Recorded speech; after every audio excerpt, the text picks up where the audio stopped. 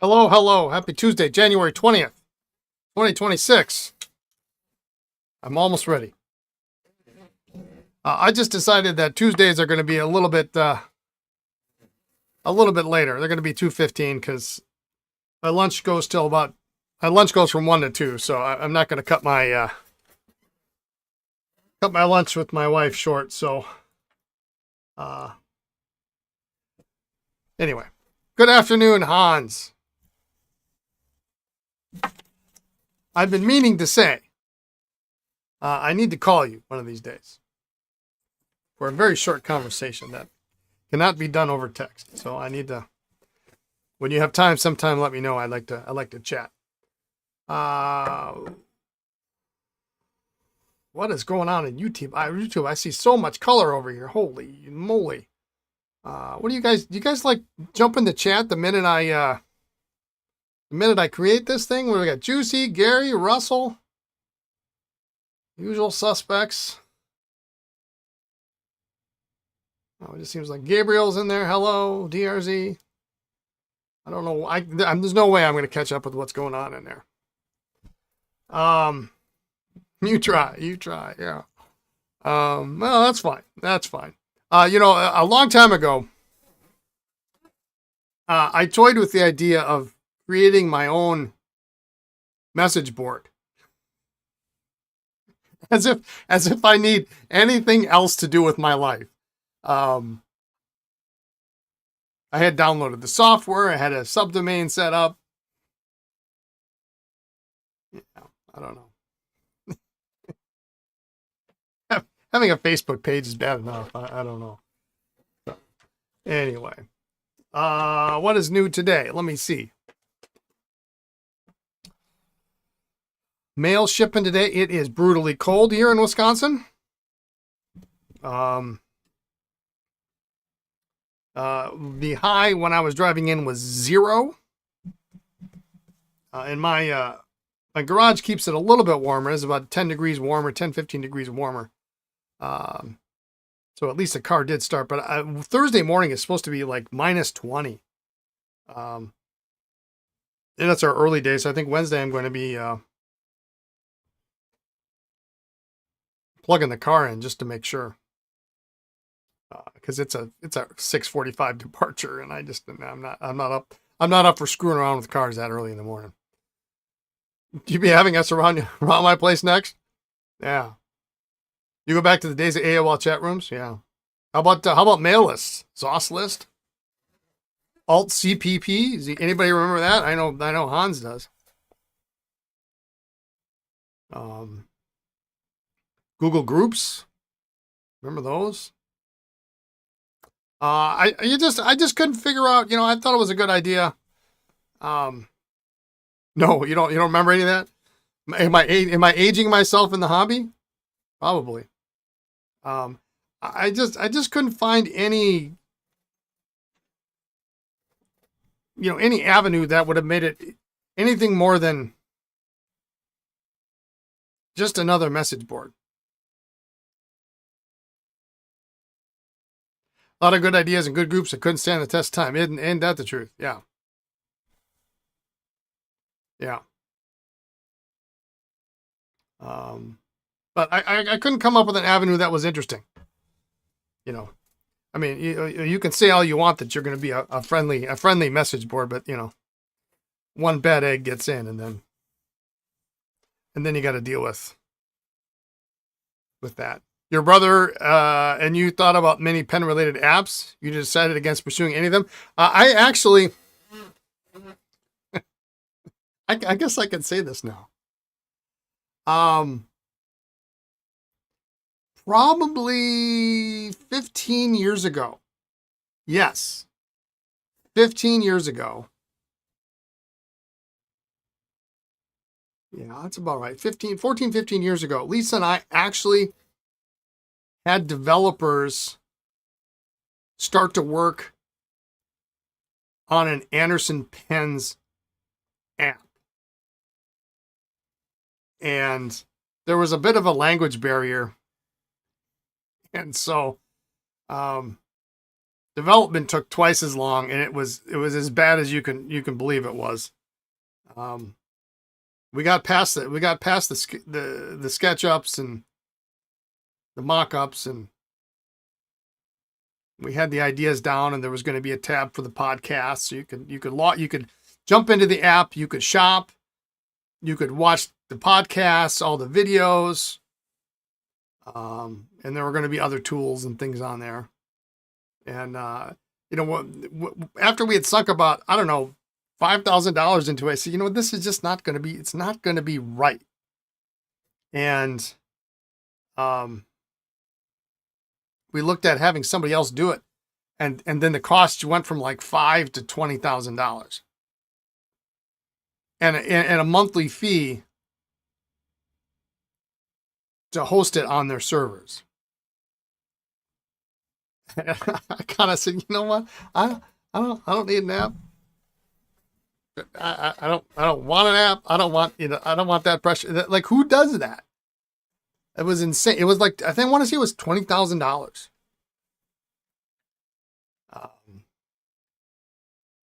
Yeah, lucky I got away that cheap.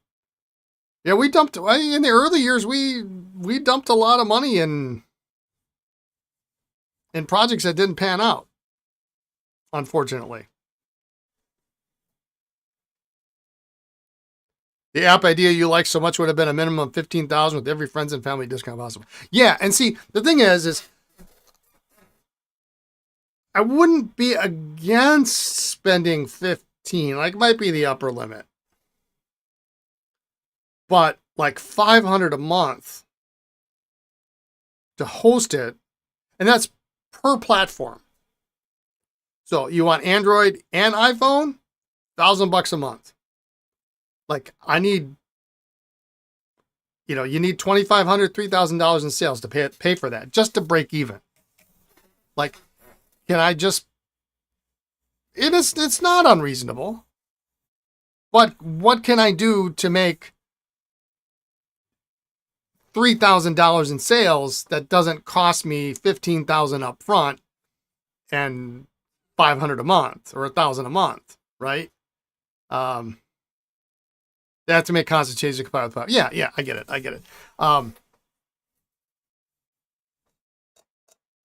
So I'm like, you know what? I can post twice as much on, post Instagram. I don't know. It just, I'm very conservative when it comes to spending a lot of money. I probably overanalyze everything, but I don't think that's such a bad thing. But if it's going to cost me X, well, what else can I do that can get me, that's not going to cost me as much to get X divided by 2, Now, of course, nobody can guarantee that you're going to get, 10,000 in revenue from an app, and then all of a sudden that concern over that $1,000 a month doesn't, is no big deal. I once had, I'll tell this story. I've probably told this before. I used to do Google Merchant Center, and we were on board very early with that. And I fumbled my way through, created the ads, like generic whatever listings. I don't know what I did. You create a group or something. I don't remember. And it panned out really, really well. Something to the tune of like 1,000% return. They would charge me, like nothing every month. And I would get thousands. I would get thousands of dollars of sales. And so we once had Google email us and say, hey, well, listen, and this was kind of funny. They sent me, and it was just a generic thing, right? That they sent out to all people who have, Merchant Center accounts or Google accounts that have a business. And they said, we'll give you a free Chromebook. And I'm thinking, okay, if you sign up for our program, we'll give you a dedicated Merchant Center expert or whatever they called it. And we'll help grow your business. I'm thinking, okay, well, that's cool. If I paid $50 a month, what would happen if I paid $500 a month. You know, what I get, even if I didn't get 10 times the return, it would still be a good deal. And plus I get this Chromebook that I actually was, at the time, was needing to buy a laptop for one of my employees. So I thought, well, this is win-win-win. You know, and like, who cares about the laptop, right? And a Chromebook is like, what is it? Is $150 or something like that at the time. And never got the Chromebook. So they signed up and they're like, well, okay, well, we need you to do, first thing they says, we need you to do $5,000 a month in ad spend. They say, I'm doing 50. I'm really happy with the return on 50. So are you telling me I'm going to get 100 times the return? Well, no. And then they looked at it and said, well, is that what you're getting? I said, yeah, look at it. And they looked at it and they go, they had no idea how the hell I was doing it.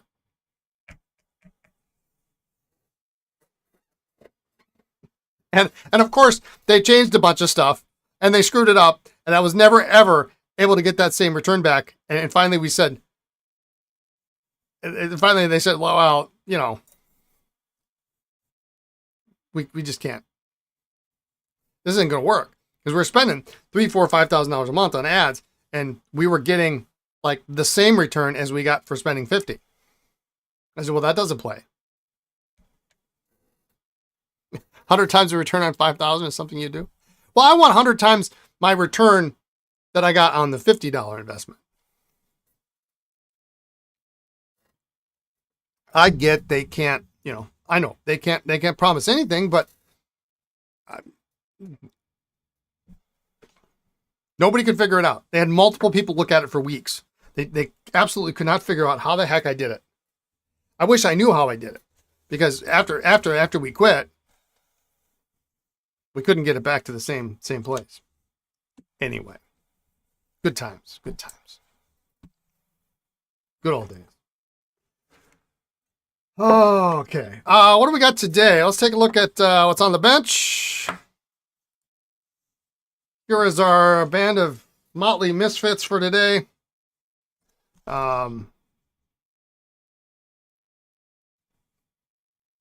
This guy here, I'm kind of thinking this guy I am just going to put back together and throw it in the parts bin. And I hate to do that, but this cap is cracked so badly. There's no way it's not going to seal. I mean, you know, even if I cover up the vent holes. Well, actually it's sealed pretty well, but I'm not going to sell this, you know. Yeah, if I knew how I did it, I could make a small fortune doing the same for other companies. Yeah. I mean, even if it's just not to spend more, but to spend less and get the same amount. Merchant Center is one of those things. If anybody in the chat, and I don't know if Jason's in the chat over on Twitch, he might know. Is Jason in there? No, Jason's not in there. It's like trying to learn a foreign language. And so, I guess to follow that up, my last experience was in 2024. I think it was 2024. And I decided I really, really could use some help. And I contacted a vendor of mine who used to do it. And they said, well, we don't do it anymore, but we recommend so-and-so. And I like these people. They had worked on my website. They weren't terribly expensive. They were the right price. They were not cheap, but they were, you know, they were the right price. They since went up in price by like a magnitude of, I don't remember, 4, 5 or something like that. So they said, well, we'll get in touch with this woman, and she can, you know, she's really good. She'll help you out. And I emailed her, and she says, well, you know, we need you to do $10,000 a month in ad spend. I said, well, that didn't happen. And they were going to manage it and all this, that, and the other thing. I said, I need help setting it up. She goes, okay, well, 1 hour is $500. Okay, fine. And what chaps my you know what about this stuff is the people who you pay $500 for an hour of their time, and I respect that. But at literally minute 60, they're out. And they talk fast, and you set things up, and it doesn't work, and we're worse than we were when we started. So, anybody knows Google Merchant Center, let me know. That doesn't charge $500 an hour to get me confused. Yeah, I'll find another dual fold that needs a section nib and feed. Yeah. Yeah, you know, and the inner cap is good. If I tried hard enough, I could break this and get this out. The clip is good. Yeah, it was $500. And at the time, we were trying to find ways. This is like when the lawsuit was going on, and we were trying to find ways that we could tweak things so we can generate some revenue, because I got to pay an attorney, and they're like top of the list right after paying employees. And I thought, well, if we can improve our Google Merchant results, that instantly will help the bottom line.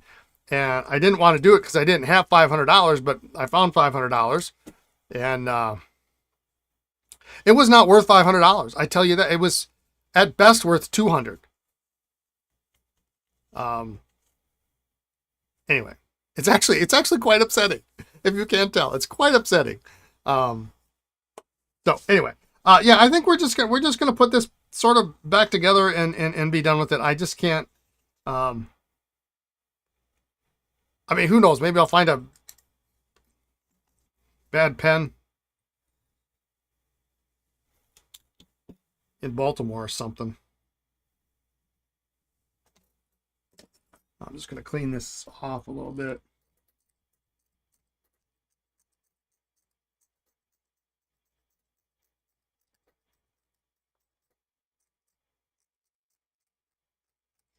There's some adhesive on here.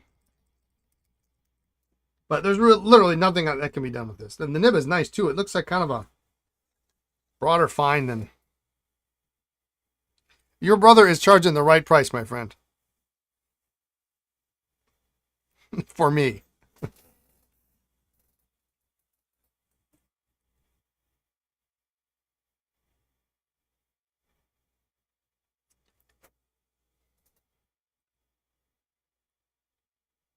Yeah, it was absurd. It was obscene.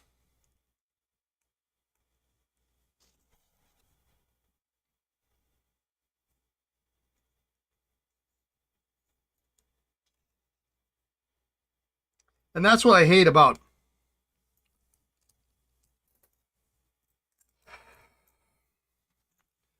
the web development scene that's going on right now, and app developers and things like that. And they promise the moon, and they're, you know, you can't, you're inclined to trust that those that are priced higher are more in demand, or they're, you know, it's like anything else, right? If the price, if the bottle of wine is a higher priced bottle of wine, it must be better. And the cheaper bottles of wines aren't going to be that great. So the cheaper developers are going to be awful. And you know, for those of us who are involved in that kind of work, we know that the guy who charges $15 an hour is not always the best guy. It's not always the one you want. You know, you want the guy in the middle.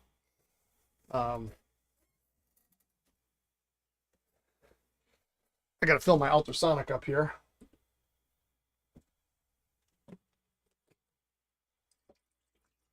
So you don't know who to contact. You don't know who the right person is, because you can ask credentials all you want.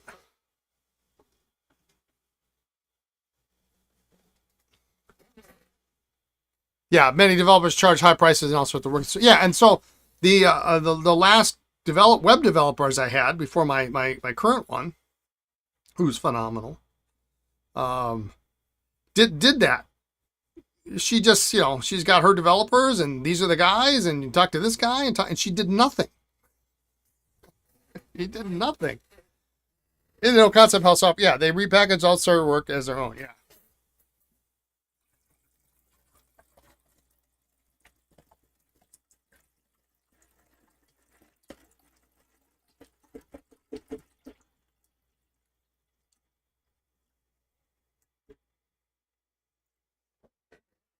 So, yeah, a pity Jason's not in. Jason would have would have fun with this conversation. We're talking about you, Jason, in case your ears are ringing. Oh.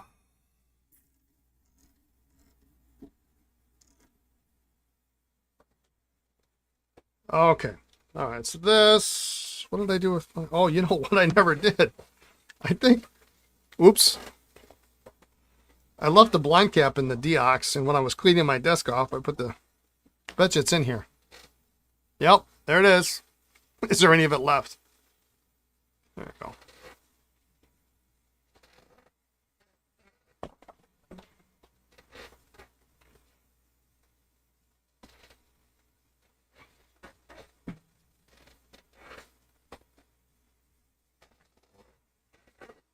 That's nice and black.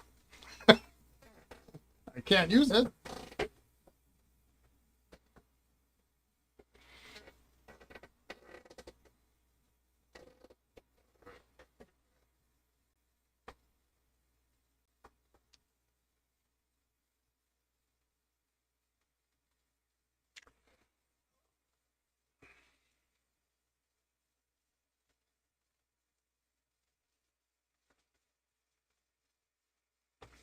Just going to wipe this off, and then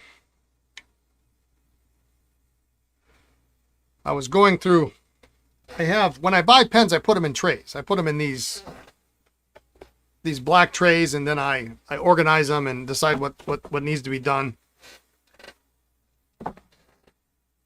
And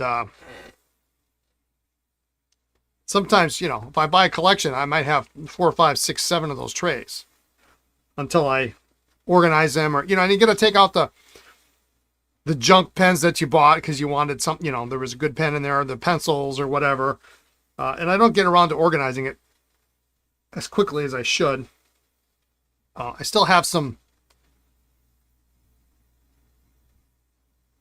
Thanks for shipping the Todd Swan so quickly. Looking forward to getting it. Did you watch it, the restoration on it? We did it here on the channel not too long ago. It's kind of a weird later maybe, Todd, but it's really kind of a nice pen. I love the top of the cap. I think that's great. Yeah, actually, you were, oh, okay. It's, I don't remember when we did it. It wasn't too terribly long ago. I mean, it would take you forever. You probably could, you might find it in the comments that we're working on it, maybe, Todd. But since there was no mail yesterday, all the mail today was very late, and which worked out. So once I sent the mailer out, I started getting orders in. I could get them turned around. Now ink, I've delayed ink a couple days. Tomorrow's supposed to be the highest temperature of the week, at like maybe a high of 20. So tomorrow ink goes out, and then I might have to wait on ink orders until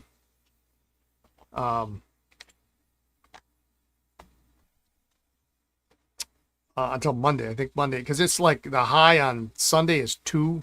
Thursday morning is, you know, minus 20 overnight. Nobody needs that. You know, I spoke with my mail carrier today. Yeah, it's a heat wave, right? And I asked her, I said, you know what? I haven't spoken with, you know, things change, and I haven't spoken with a mail carrier about it in a long time. And I said, well, what is the reality of it, you know? How often does, if I give you a package, how often does that get, you know, is it sitting outside? I mean, what should I be concerned about? Am I being overly concerned? You know, can I ship ink on a day like today when the high is, you know, was 0 when I came in? It's like, well, you know, it's not sitting on the dock, and it's not sitting outside in a car, in a truck, but, you know, it might sit in a reasonably unheated warehouse for, you know, 3, 4, 5 hours. So I'm like, yeah. I want people to get their stuff right away, but I don't want ink to explode. You know, I got one customer who's got 3 bottles of Waterman that he's waiting on. And like and then I think there's a nice vintage pen in there too. Like, how awful is that going to be? Now, all the ink is always always wrapped in it's in a sandwich bag, so if it does leak, it should be mostly contained. But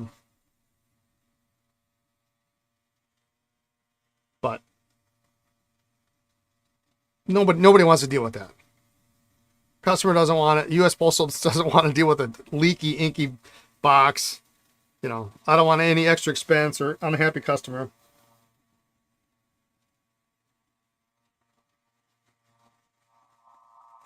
So I'm hoping this is the 1 week a year that it's just really cold. It usually happens in January, February sometime where we get this -20 for a week kind of thing going on.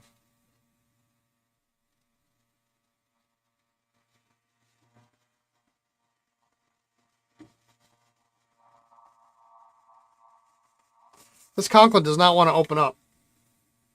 It was soaking overnight.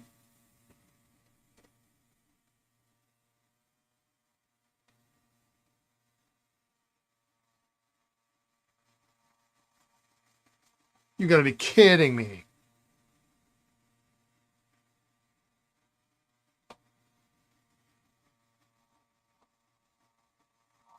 Oh, no, there we go.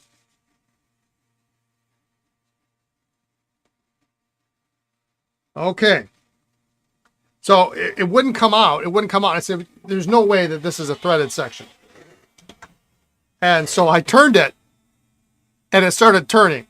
It is not a threaded section, but look at the color of this sack.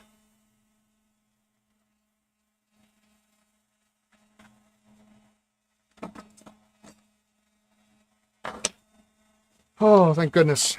The pens from this collection were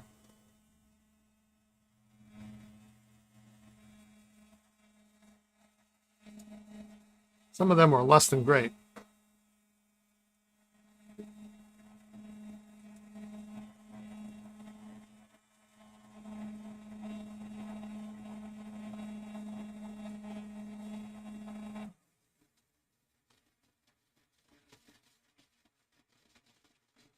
You had a pen delivered the other day. You got it from your mailbox right after it was delivered. The pen was very cold, sitting in the mail truck since like 7 a.m. Yeah, this is a rough time of year.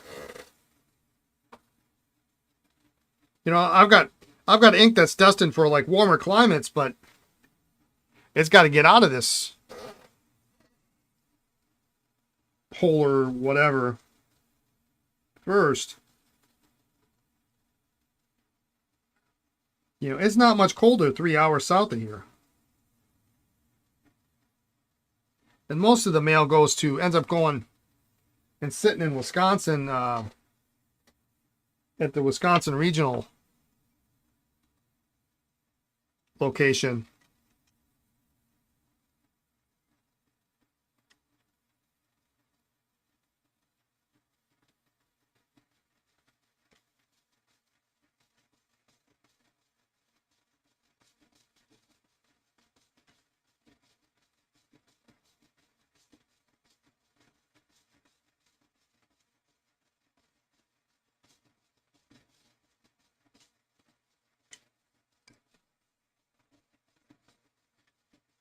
Well, we just put our heads down, we get through it.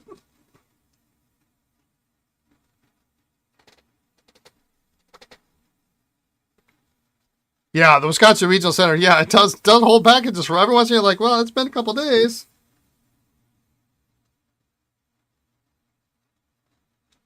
You know, it's south of here, but it's not that far south. It's, you know, it's down by Milwaukee.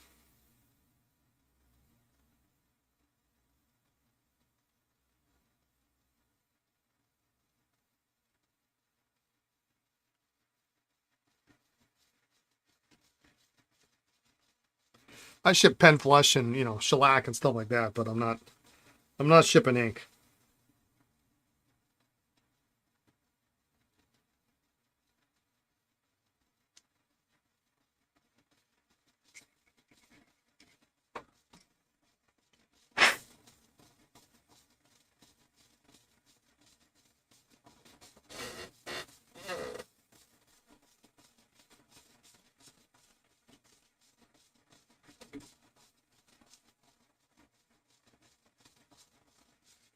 So happy this opened up.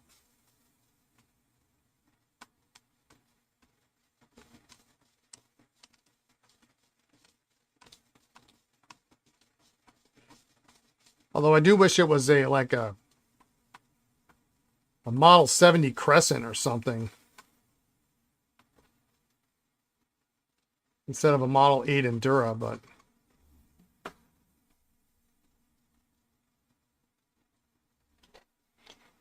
beggars can't be choosers, I suppose.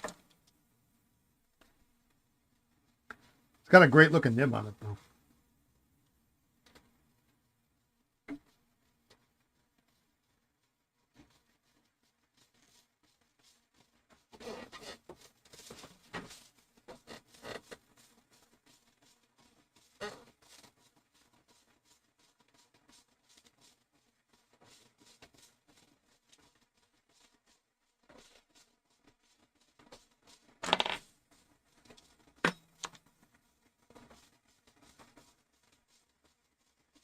You have a vintage pen coming from Wisconsin. Should you expect an ice cube with it? Maybe.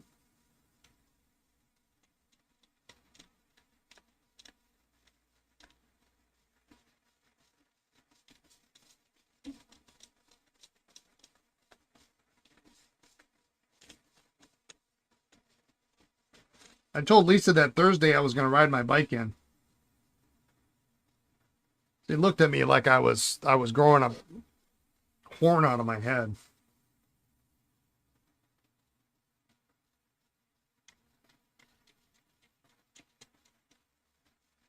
My rule when I commuted downtown was minus 20. So if it was minus 20 or higher, I would just bundle up. You know, sometimes I'd have 7 layers of clothes, plus a balaclava and, you know, stuff like that. But it wasn't that far. It was maybe a mile, not even. And she's like, well, you know, half a mile is one thing, but 4.5 miles, that's something else entirely. I rather enjoyed it, though. Your body heats up. The biggest part is like your face.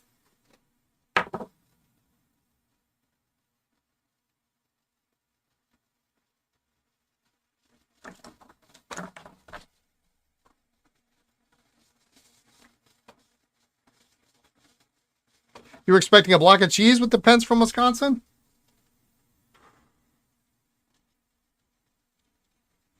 I'm missing my opportunities here. I'm sorry to let you down.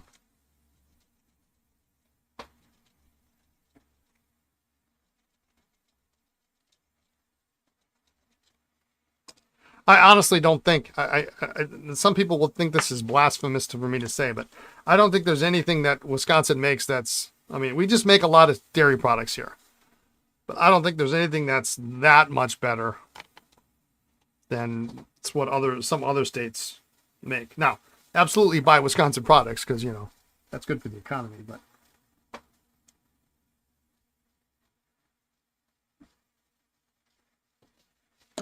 I've not had a block of extra sharp cheddar cheese and gone, you know what, this is the best thing I've ever had.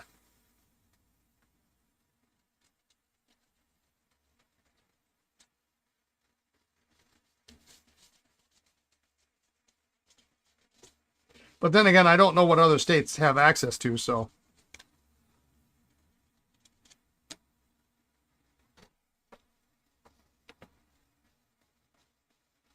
Maybe if I come down in June, I'll bring you a little cheese platter from the Mars Cheese Castle.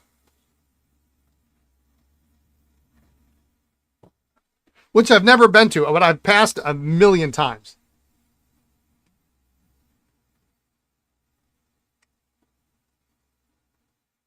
Yeah, Wisconsin does make some good beer.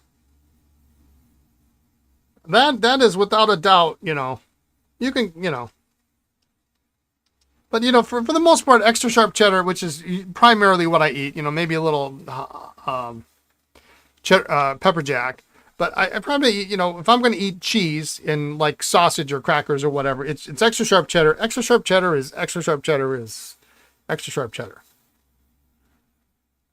But beer, yeah, that's different.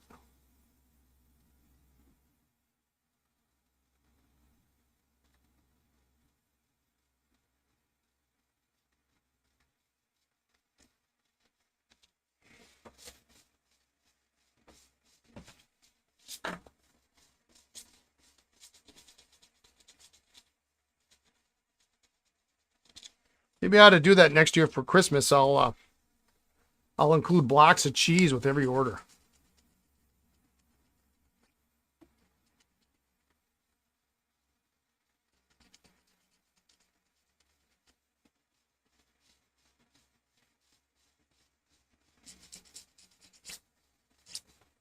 You had 2 cheese stores in Maine, and the buildings were round and outside looked like a wheel of cheese. Yeah, I can get behind that.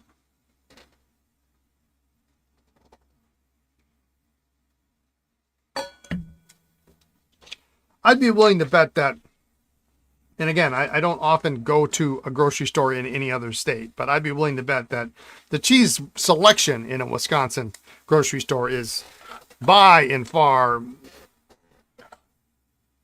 superior than any other cheese selection. Now, whether or not the cheese is all that much better, I don't know. Mediocre extra sharp cheddar is usually still decent. Yeah, mediocre beer is just bad, right? Yeah. My friends and I, we kind of have a joke because, you know, we used to do Beer 30 on Fridays, and there was only, in all the years we did it, and we did it for 10 years.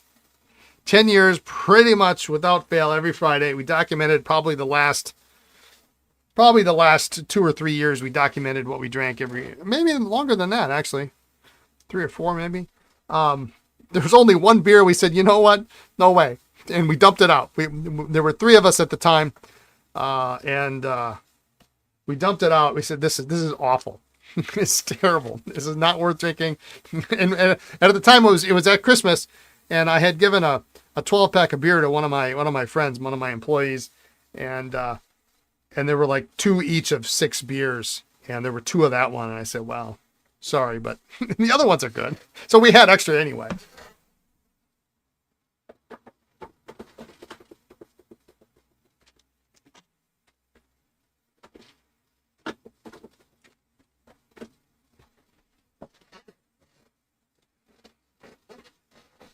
Special edition pen, Simon's Cheese Store in Cardinal Pens. There we go.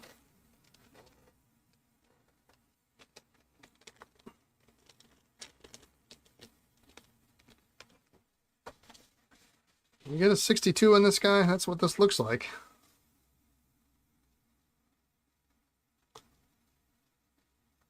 Sure does, doesn't it?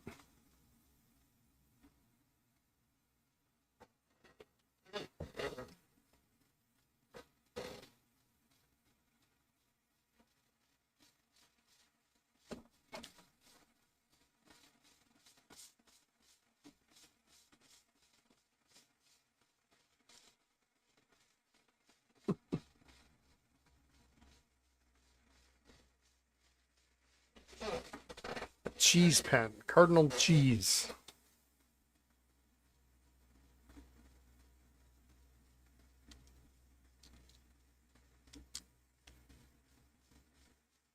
Well, that doesn't look very good.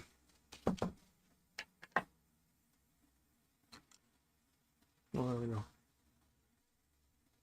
Cardinal Pens will be installing a cheese refrigerator for your convenience. Yeah.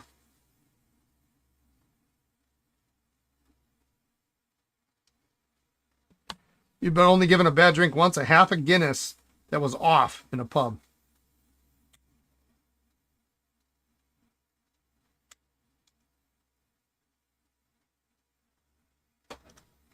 Yeah, bad Guinness would be.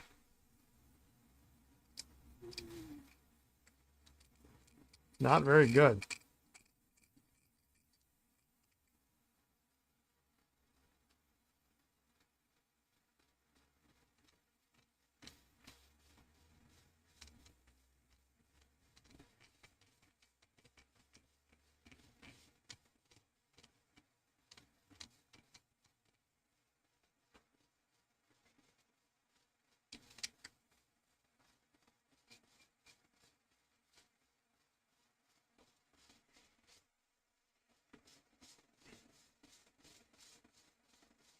Yeah, we got a fridge when we first got this space here.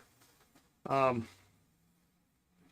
was, of course, in August, and everybody was getting supplies for dorm rooms and things like that. And we had at the last place we had your standard size dorm size refrigerator. So you know what? It'd be nice to have something a little bit bigger. So when you bring your leftovers in for lunch, you can fit the, the container in there, and you don't have to fit it sideways and all this other goofy stuff. And so we got one that was twice as high. I thought, well, that'd be great. I can put a full 6-pack in there. I can do whatever I want. Now, I actually have never had beer here. So, and we went to go pick it up, and they're like, we had paid for it, and they're like, yeah, no, we don't have it. We oversold that. And of course, they had nothing that was that size, that was that price. And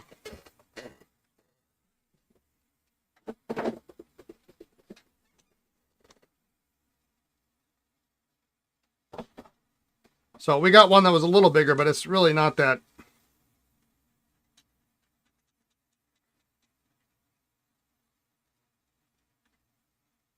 Not that great.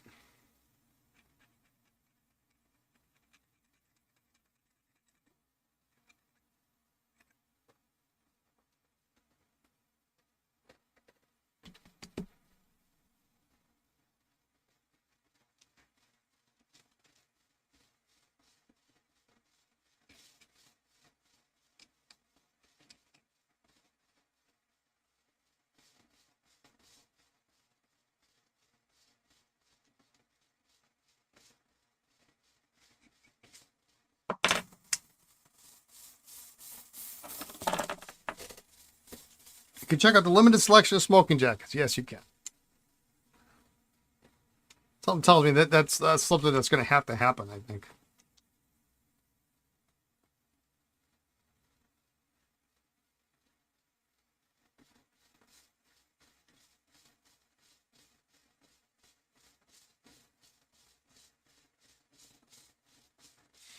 All right, let's see how this nib unit looks.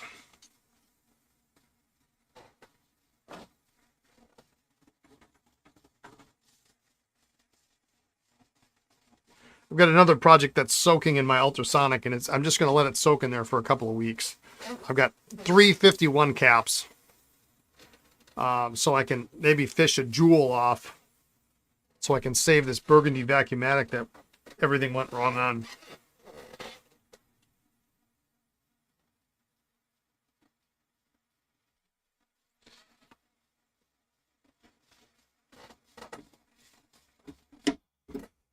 But I did start today a list, my Baltimore Pen Show list. I never have, I always say it, you should do it. Tell people when you go to shows, you should have a list. And then I promptly never do it. So this time I took a full 8.5 by 11 A4 sheet and started writing down everything. And I've got it sitting over by my workstation in my shipping area, so whenever I think of something, I can just jot it down. And as I was going through my pens this morning, I noticed I had a bunch of pencils that I really have no interest in keeping. And a good friend of ours does remotely collect pencils, and he had placed an order this morning for a pencil I've had for a long time, which surprised me because it was really kind of a cool pencil. Like if I was keeping pencils, I'd have kept that one, but I didn't need to keep it. And I say, hey, do you want some of this other stuff? I'm just going to bring it. I know it's not worth much, but if you want it, like literally no offer would be insulting. I mean, at this point, I'm probably willing to trade it for a beer, maybe 2 beers.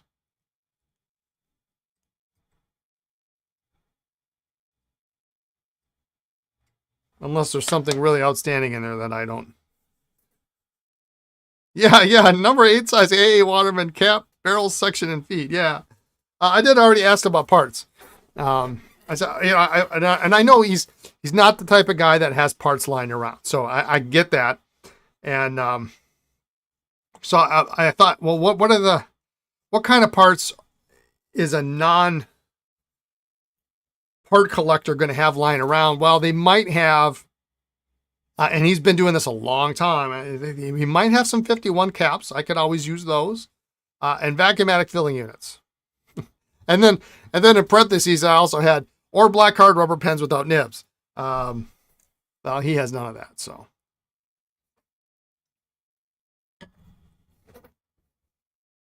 But it'll be a chance for me to clean out a bunch of stuff. I'm tempted to clean this out. This has got a little bit of a weird patina on here, and I never like it when there's a patina way down here and a little bit there, and then when you look underneath, I just hate this look. It just looks messy.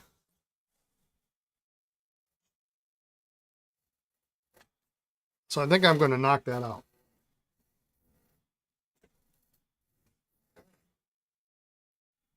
You love that kind of patina? Yeah, I just don't think, I mean, you know, number 8 Endura is nice, but is this that nice to not knock it out? Or is this going to be a type of pen? You know, what does this go for? Is this a $350, $400, $450 pen? Is it going to go to somebody who's going to use it and want it to look nice and shiny? I mean, the clip's got a little brassing. It's not terrible. It does make it more commercially viable. I mean, yeah, it's not. And I'm not being honest. I don't. I mean, all this shit's got to go, as they say. Oh, everything's for sale. This is not a museum. I just don't like this particular patina. It doesn't look.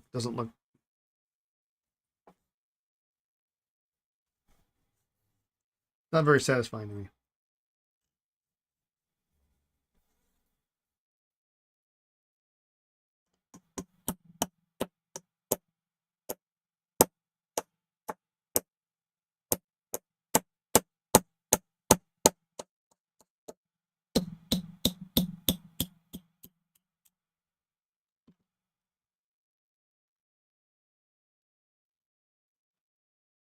What a big feed, huh?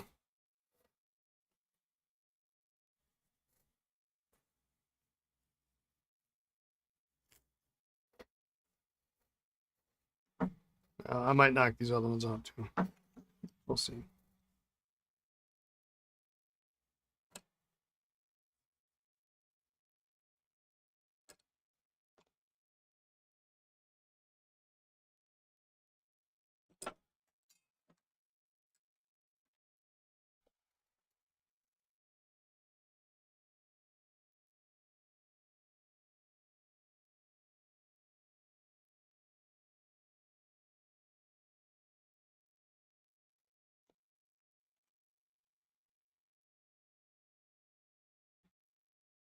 Yeah, let's clean that up. Let's make it look pretty.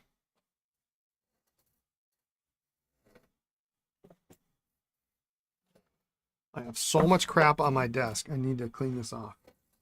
What is this? Oh, these are Watermans. What are these doing here? Oh, those are from the other day.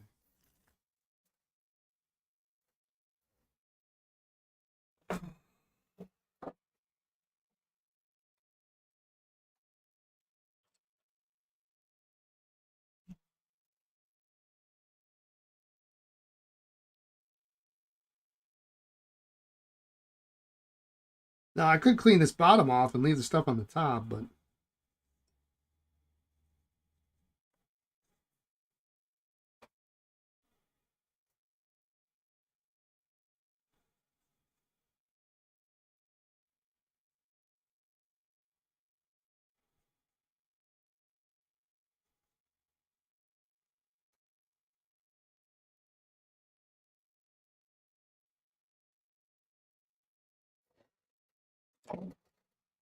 I just like it a lot when you look at the feed and you can see just this little outline, this little sliver of gold at the edge is really nice and clean.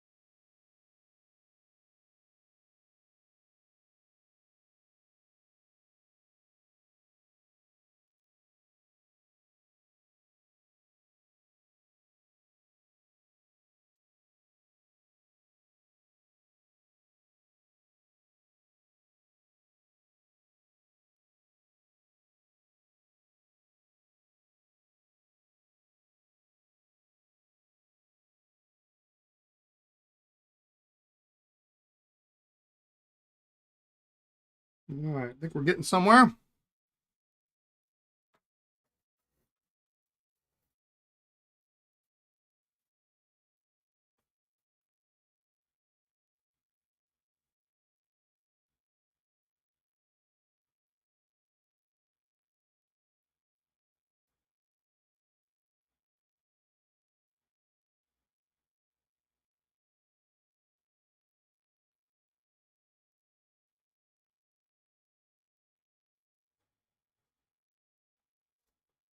Interesting, the patina on here is really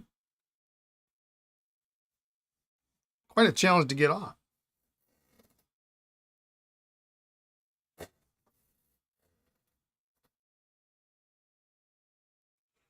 can see a spot where there wasn't much underneath the section.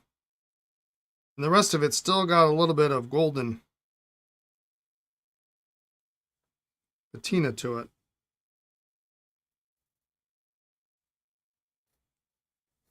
But it's even, so it can all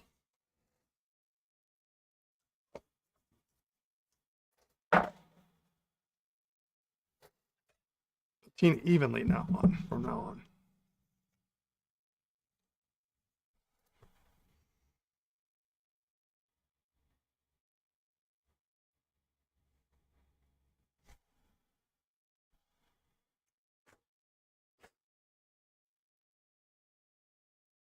Interested to know the product you put in there. This Microgloss number 5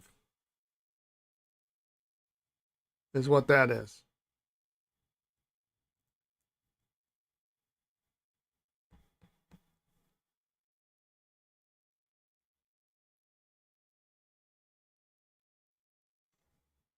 It does a better job of removing dirt and patina than one does.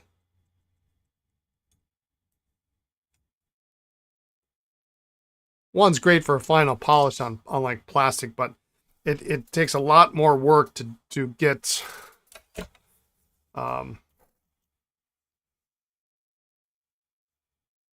have some, yeah. Number 5. I very rarely use number 1, only because, again, you know, like we mentioned, I think it was last week. I never used to polish my pens. I really don't. I leave them as is. I think we used 1 on this to see if I could get some of the dirt off. I didn't really try it very hard.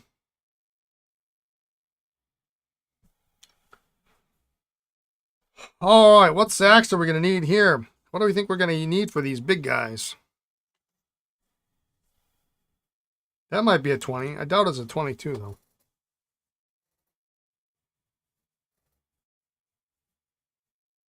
Yeah, if you've got like a project pen, like I had a Lapis Senior Dual Fold that had a big chunk out of the cap. It was otherwise a pretty decent pen. It had a great nib on it. Blue on white, I think. I don't think it was a blue on blue. Blue on white. And I just repositioned the cap so that the chunk was out of the back, so at least it presented itself well when you looked at it. Other than that, you know, I put a high polish on it. I said, well, it's not worth anything. I mean, it's worth something, but it's not worth a lot because the cap is terrible.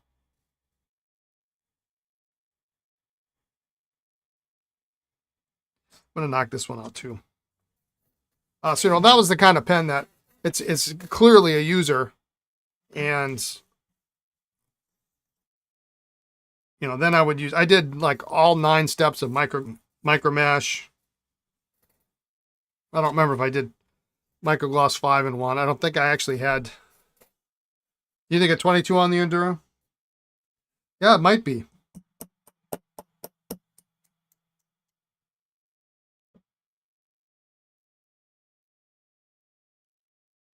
Some YouTubes go through all the micro mesh. It's a one of the any pen. Well, I mean, it depends on what the damage is. It really does. And what you're trying to achieve. You can get away with using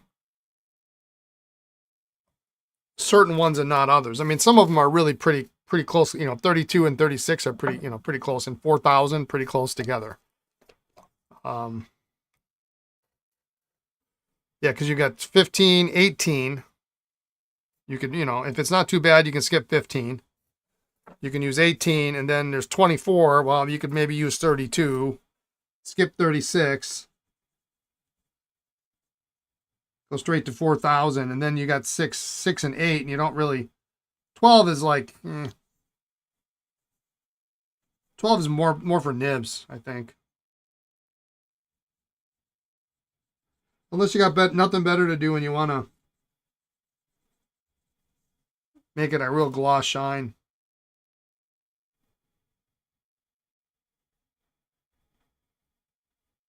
Aurora factory lost their heat and pipes burst, so temporary action, so the repairs are done. So does that mean the cap for the Aurora Talentum that I ordered 2 years ago is not coming this month?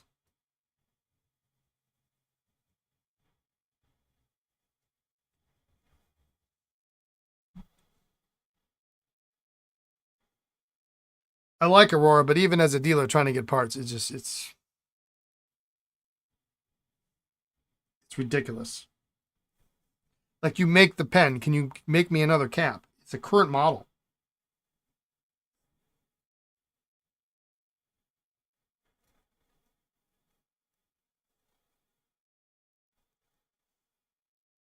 And it was a cool color, too. It was yellow.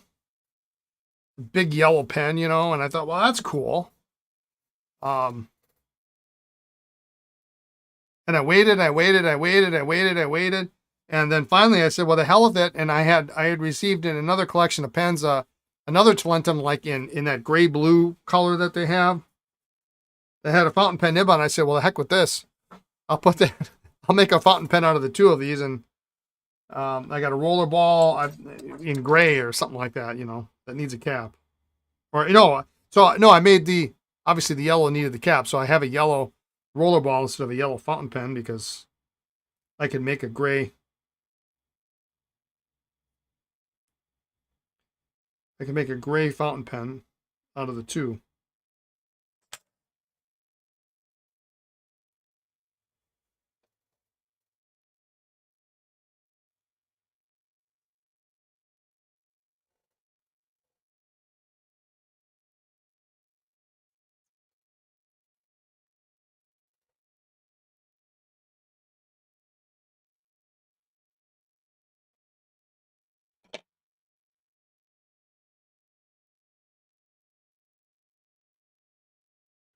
I didn't really like how far out this nib was sitting, so.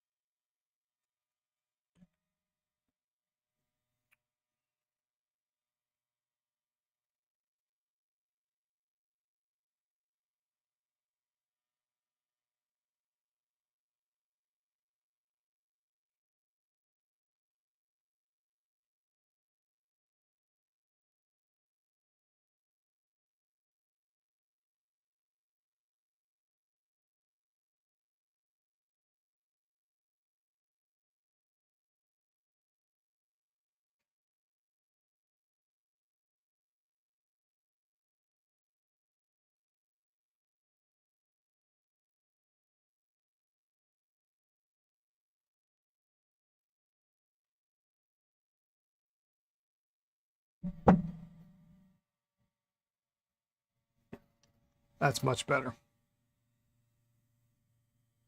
Now this Moore's got a nice little patina on it. Blows through just fine.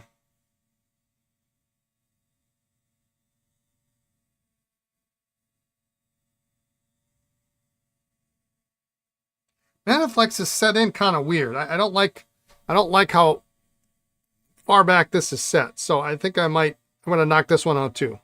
The patina's not bad. It's not really, doesn't really have much in the way of patina, so I might as well just polish it up. But I think that feed needs to be a little further up, and then it's going to be less troublesome. And then we can sack these.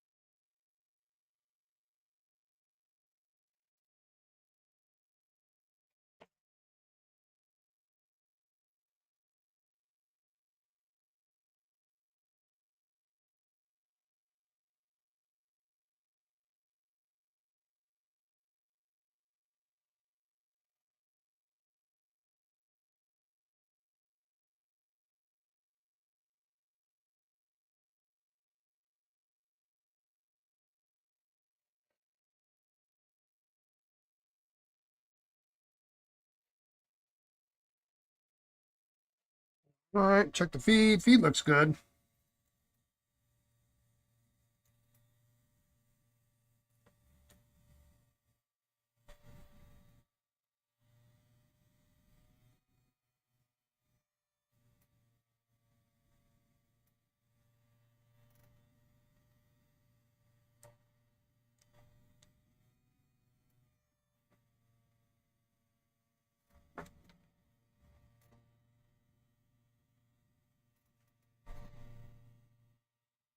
But I have to heat it up though. It's really tight.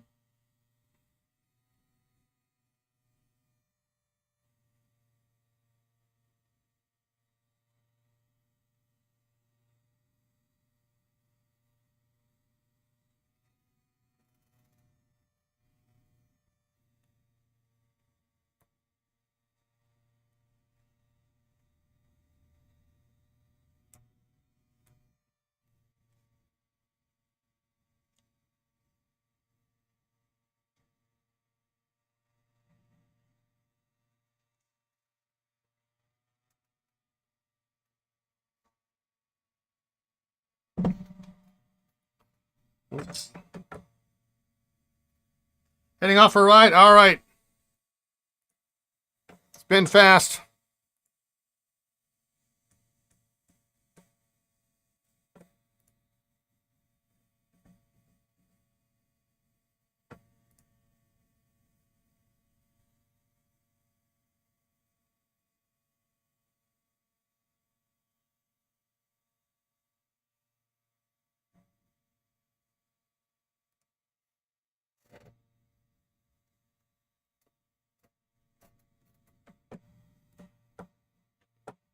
All right, I got to forward an email here.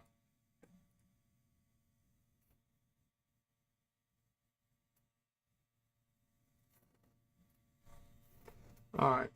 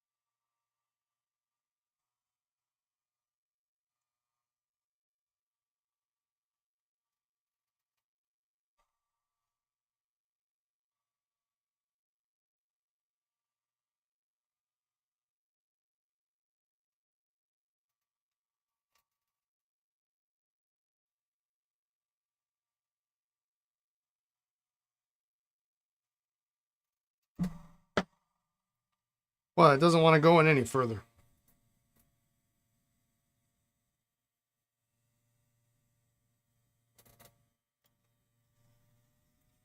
That's awfully far out.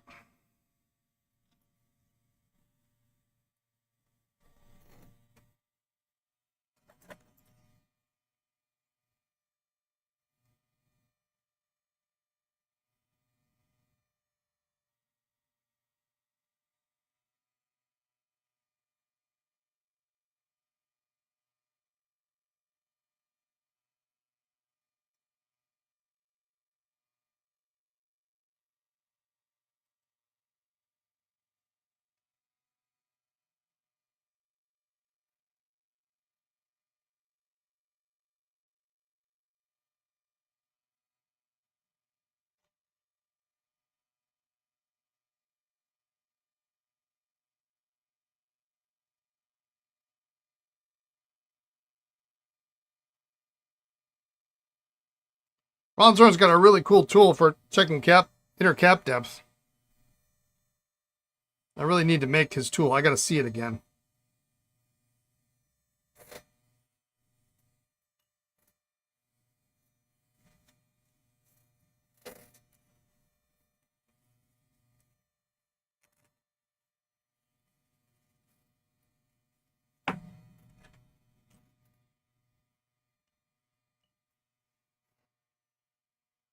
Not real happy with how this is going in.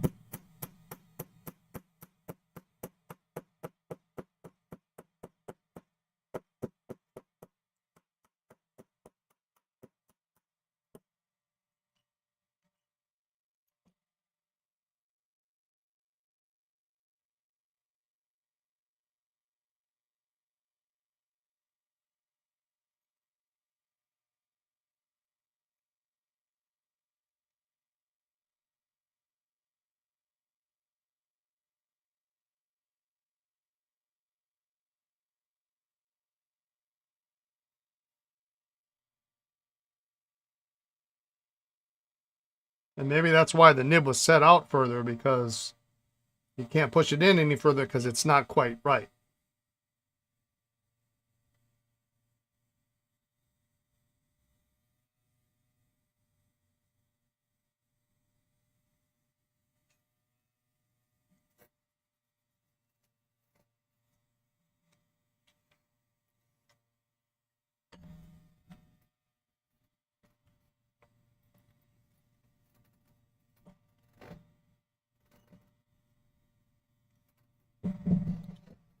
What I want to see is if I've got the other jaw for this. It's a little bit bigger.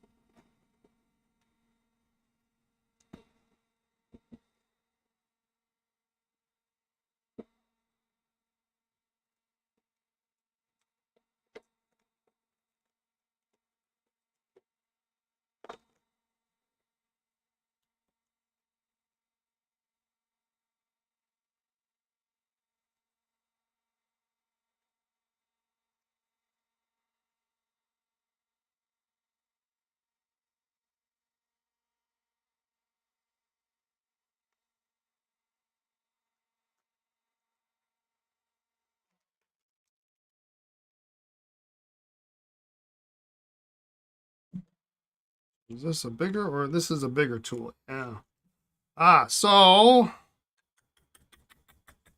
I need an Allen wrench that I don't have.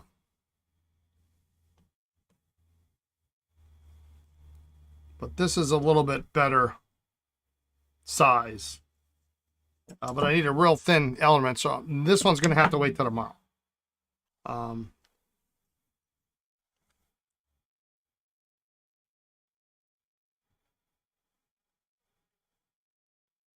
The feed was literally in, it was butt up, it was flush with the end of the section. So it was in that far.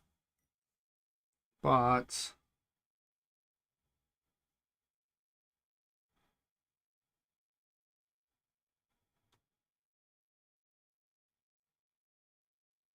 the nib is actually too wide for the section, which makes sense because this is a 96 and this is an 8 size nib. So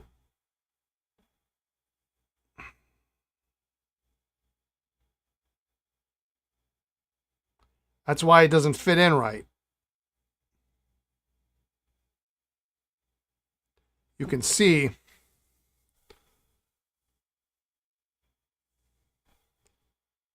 it doesn't fit the curvature. It's too big. And pushing this in any further, and we look at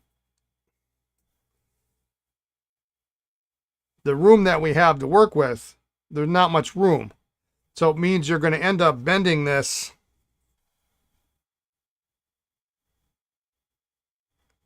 you're going to be crimping it, which is going to cause damage. So, oh, this collection's a headache. I probably should have not knocked it out and it would have been fine. It doesn't have any cracks as it is.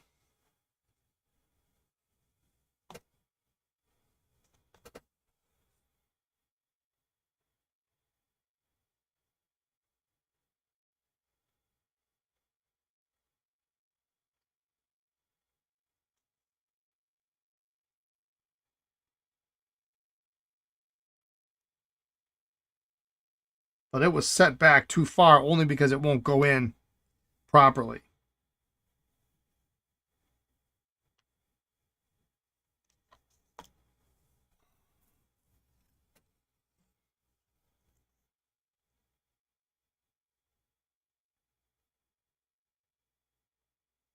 I could maybe trim down some of the side area of the feed here.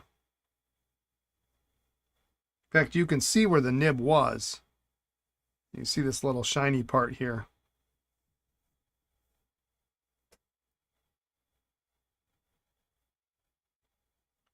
Went about that far, which is exactly how far what it looked like when it was in the pen.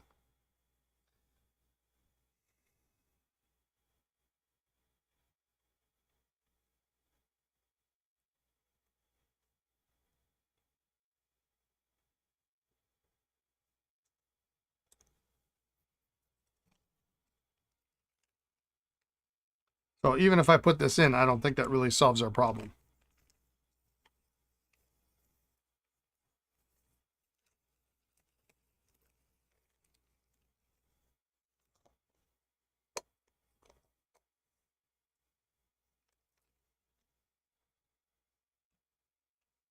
Well, shoot.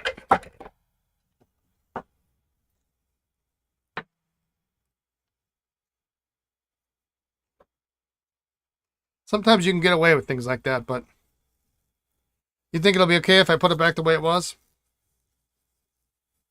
Well, I think I'm still going to swap this piece out. I'm going to have to get my Allen wrenches and bring one in tomorrow.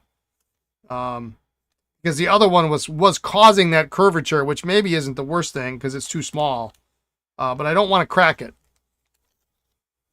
So I guess you've convinced me. We'll leave it till tomorrow and we'll see. And if it doesn't write, it doesn't write. And then it's just, that's how it is. So we're going to do these three. This is what we're going to do. So we think of 22 maybe on that. That's the bet.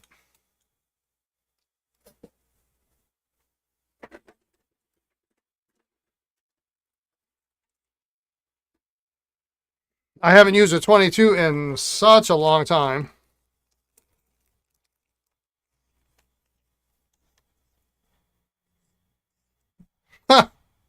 It kind of fits in there.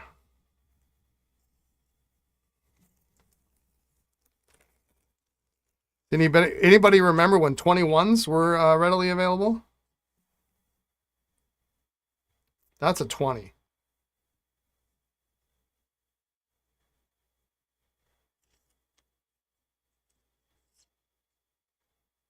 I think 20 is the answer. I think it's the better answer. Yeah, that'll fit on there nice. Do that. This barrel looks a little bigger. This might take a 22.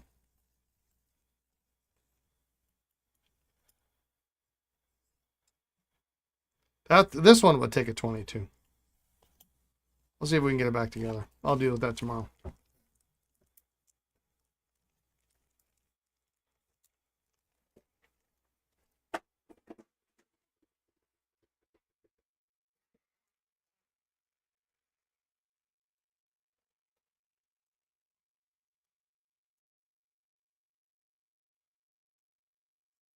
It's too thin for that. That'll work for that. I think we can fit an 18 in this 94A.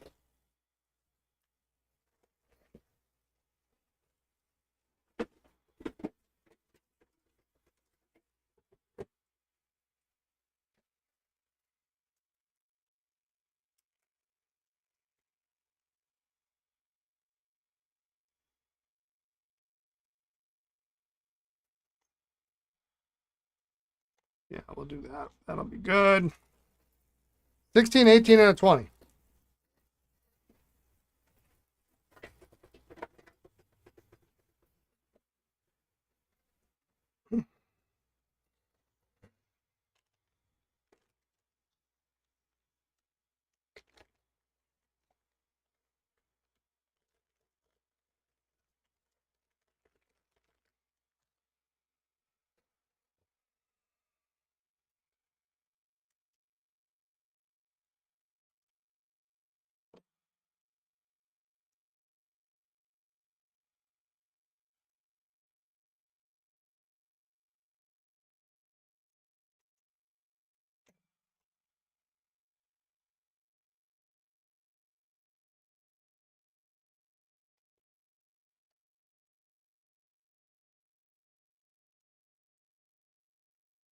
That one goes almost all the way.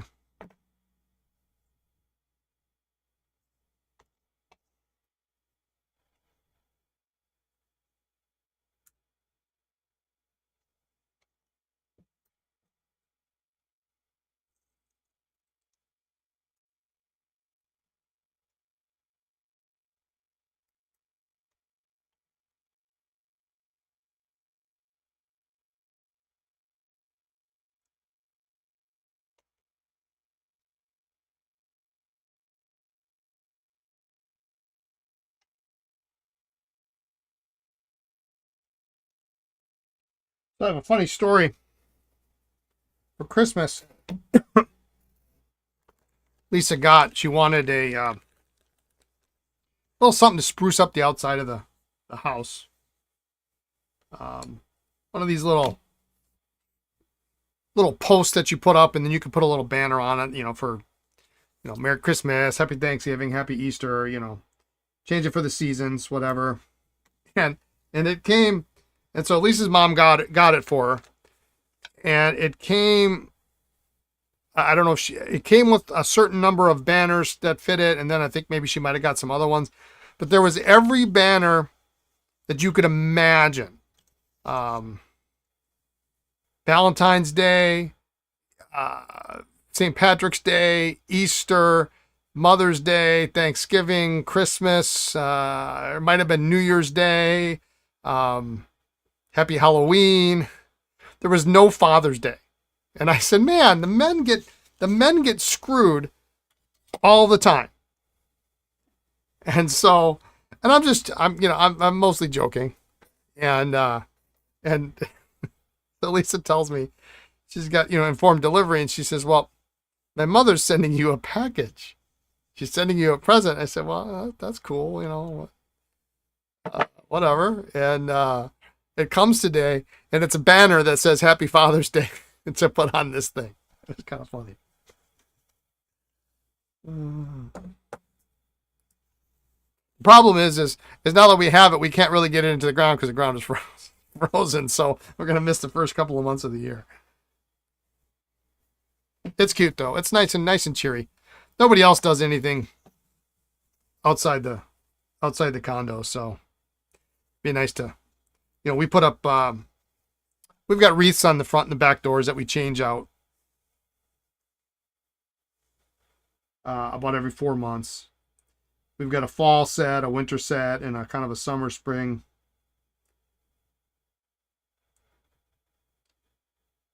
Just to make it a little cheery.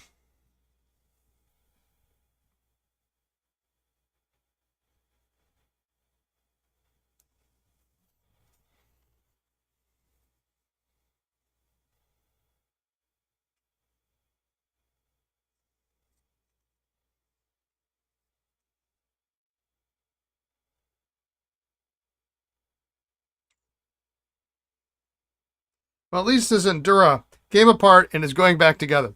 Everything else, not so much. Well, these will be fine.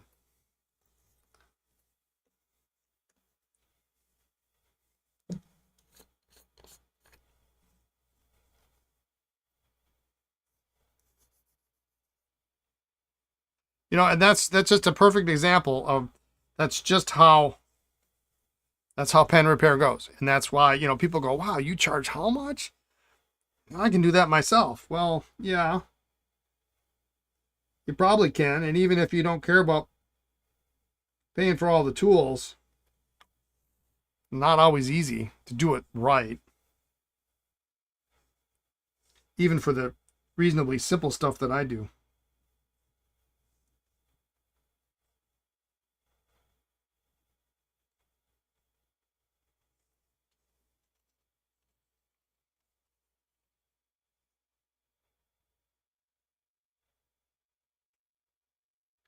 I'll have to look. I highly doubt I have a number 6 size.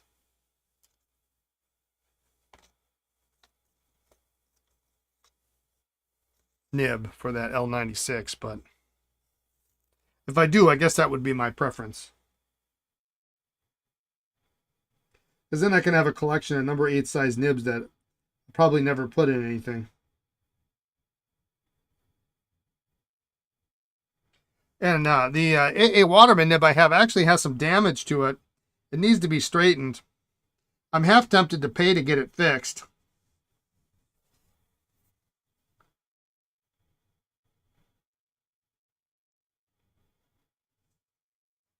Because then maybe, because what's going to happen is something's going to come along and I'm like, well, the nib's not all that great, or,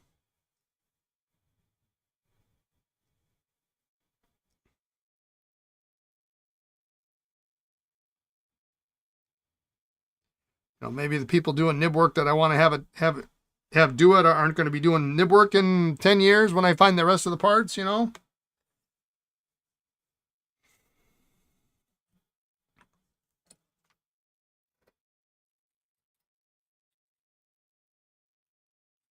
the price is most definitely going to go up. What costs me 40 or 50 now might cost me 75 in a few years. Maybe I should put that on my Baltimore list. Give it to Linda Kennedy. Here, fix this. I can see the look on her face. What are you doing?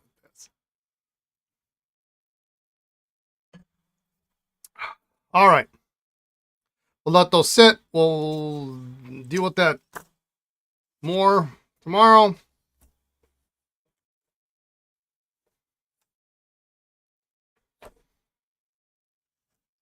These we can put back together and we can test these, and then we have,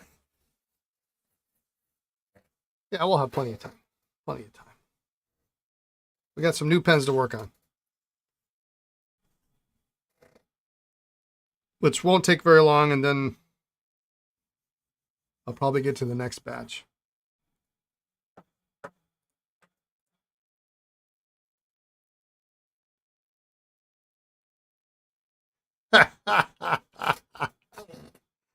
That's awesome. That's awesome.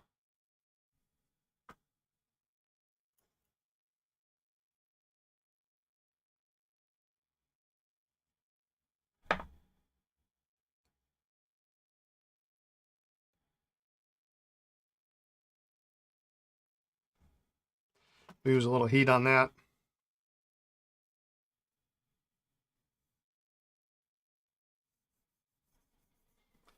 Well, at least we're completing 152 and a half V.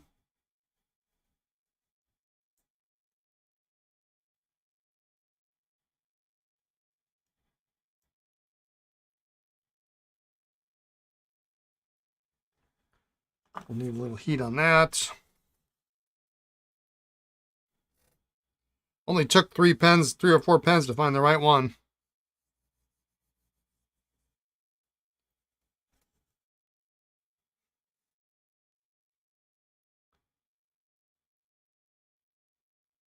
So apparently Sheaffer made an advertisement, a little window display or case display for Dad. Nice.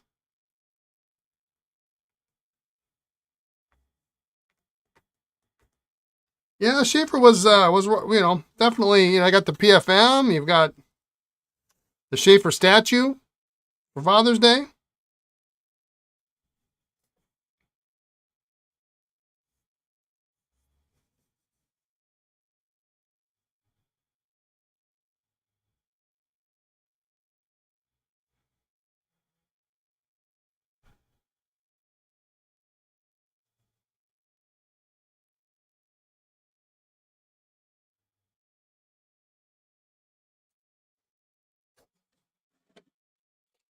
I was cruising on eBay the other night, and that's a dangerous place to be, man. It's really a dangerous place to be. Yeah, even back to school, yeah. Little tags for dealers to put on clips of pens for different holidays. Wow, cool. And I found one of those Waterman treasure boxes. And the price was about right, and I half tempted myself, I just need to buy this. And what the heck am I going to do with that? I mean, it is absolutely the box to buy and to have if you're going to collect boxes, but...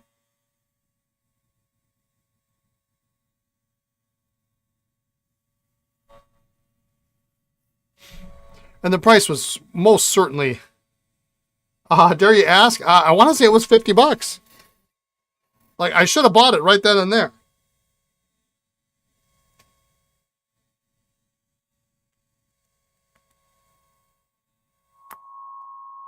$50? Maybe I'm mistaken. I don't remember. I want to say it was $50. I thought, thinking that's pretty reasonable. Yeah. It's very fair. My thinking was, do I need this? Do I really need this?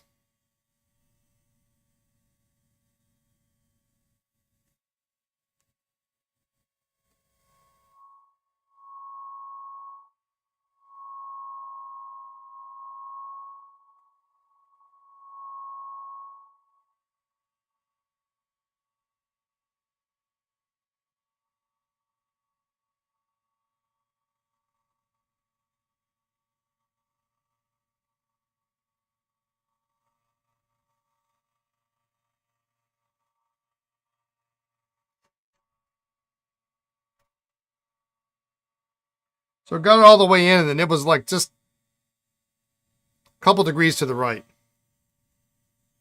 I need it as much as you do. Yeah. And I'm not, for all intents and purposes, I am not a Waterman collector.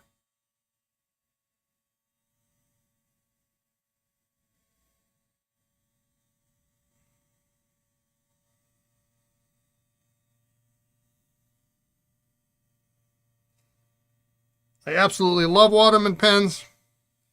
But for as long as I've been in the hobby, Waterman has always been like the expensive pen to get.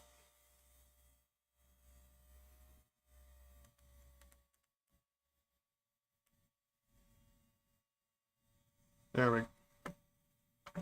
It's together.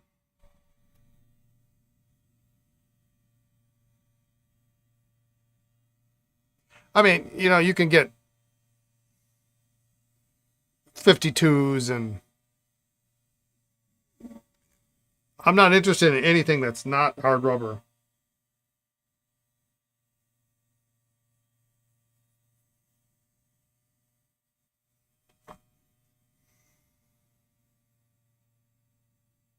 And most of them are pretty straightforward. They look the same.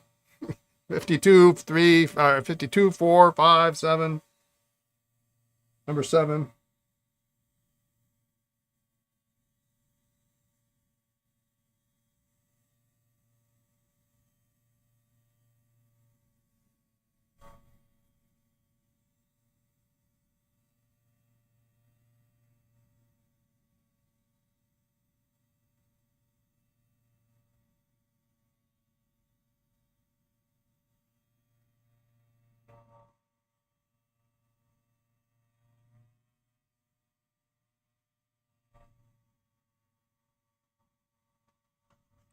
All right.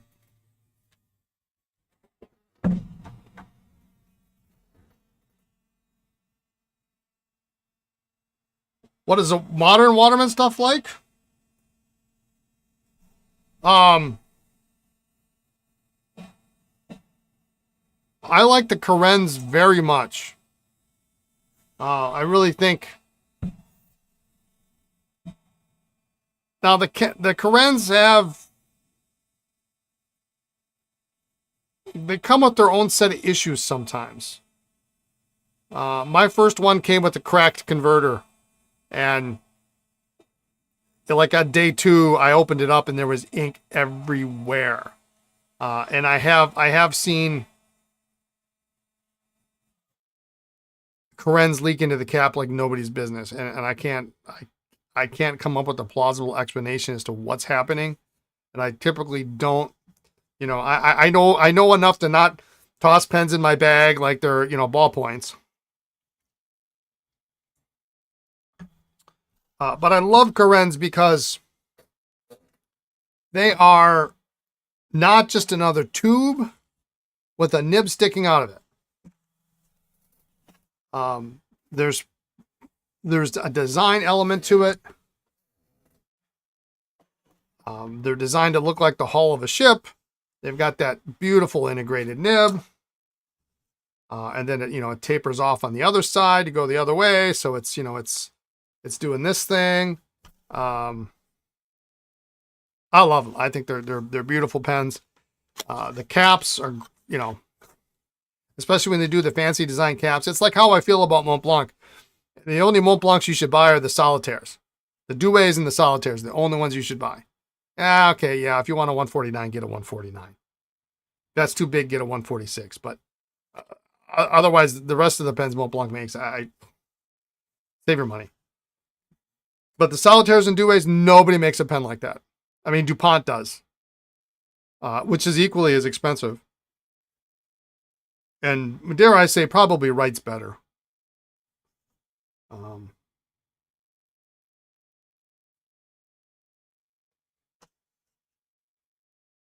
But yeah, I like the Carens very much. All right, let's try this up. New barrel. We got a stub nib on this guy.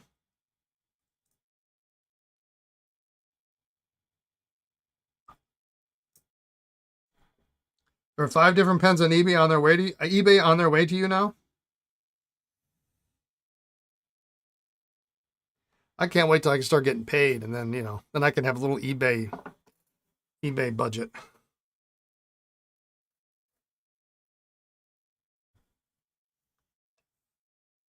That's not what Lisa wants to hear, by the way.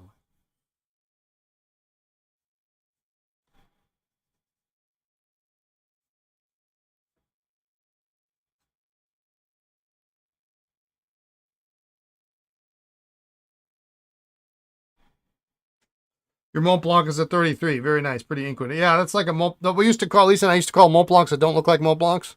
Those are nice too. Cover your ears, Lisa. Hopefully she's not listening. I should check the status.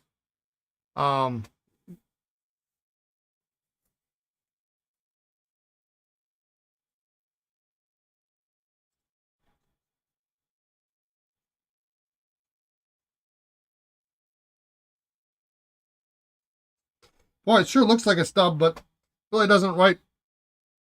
I mean, I guess there's a little bit of variation in here.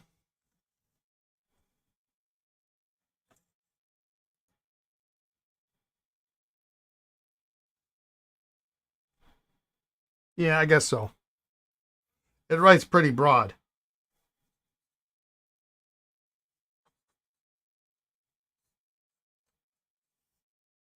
It's nice though. Holy moly. Voltoroso is nice too. Yeah, those were nice. They had the little scalloped pattern on the cap that I liked on the Monterosas.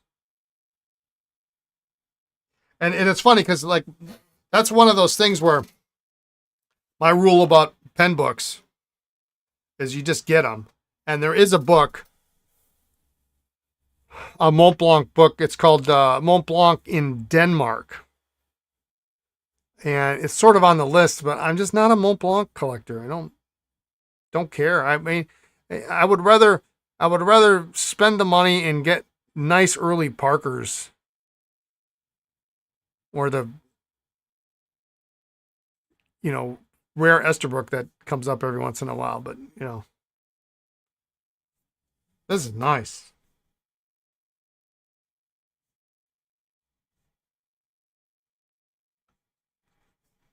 This one's going to be on the podcast on Friday, I think. We're having a podcast Friday, hell or high water.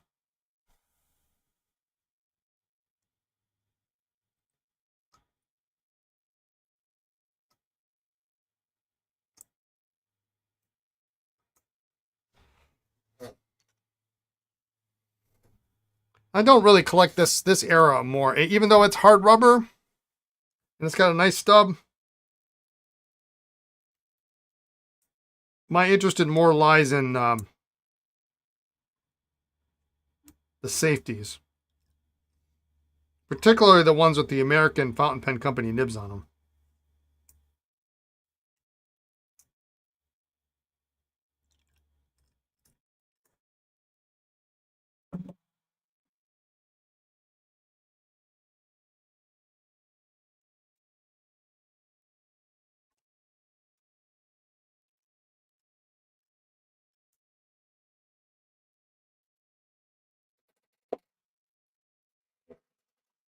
All right.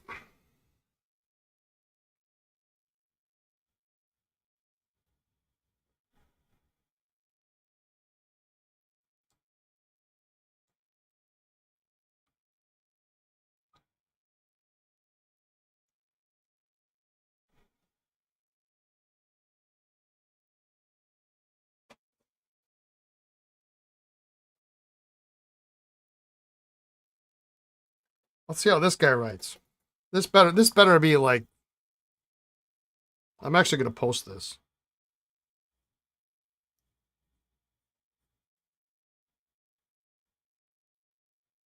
Because it's a little small for me. Well, it looks good though. It's a nice looking pen.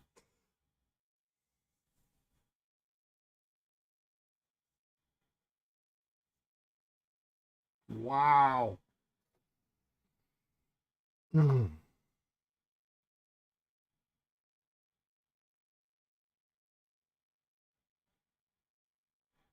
That's a nice stub.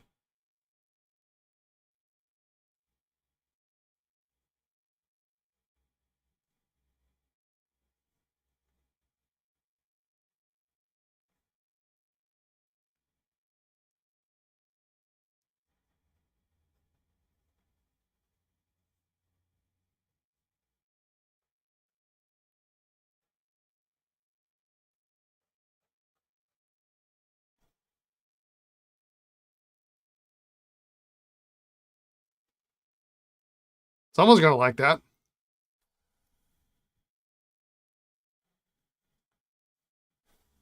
Got some flex to it.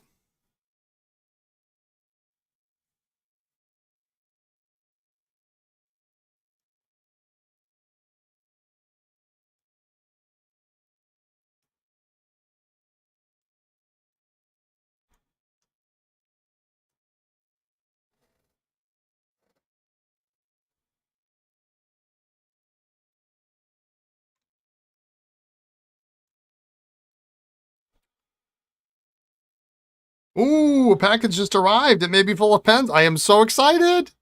I want pictures. I want pictures. Send me pictures. Yeah, both of these do look very nice to use. This one's got a really,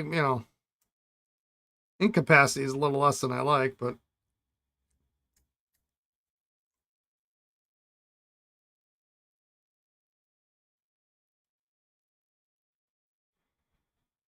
yes, wait, wait till I finish the stream to send the pictures. I'm here till 6:30, so I might never finish any pens, and your pens are next, so. Oh, there we go. Yeah, you waited in there. It's okay.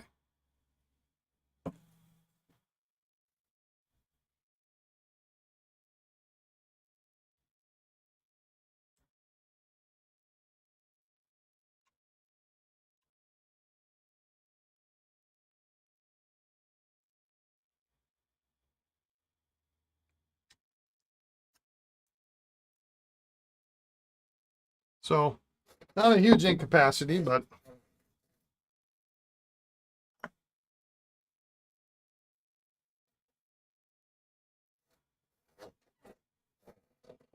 that nib is to die for.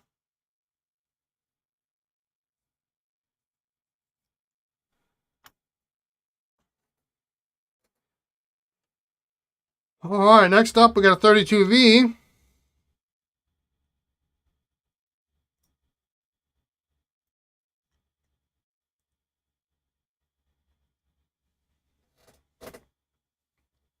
This is very similar to a pen I once traded. I guess at the time it was a good trade, but I traded a Parker Streamlined Duofold with a taper and a cap. So they would sell them that way, so you could use them for a desk set or a pocket pen. It didn't have the blind cap, but it's just a standard Streamline. And I think it might have been gosh, was it a senior? Maybe not a senior. I don't remember. I traded that. It was in black, so it was the most common color. For a Waterman 32, not a V, but a 32. So like this. And I always thought it was a little weird to have the kind of the nickel, the chrome trim, silver colored trim with the gold nib. It just looked kind of couldn't. I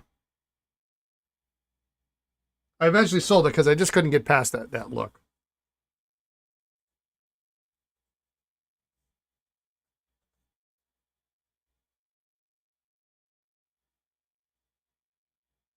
Nice imprint on this.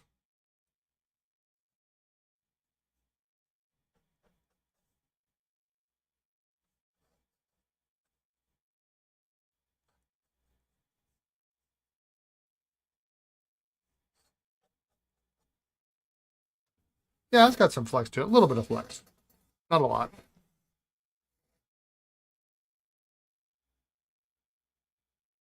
Nice though. Nice size pen. For someone who doesn't want something really big, but the girth is still good.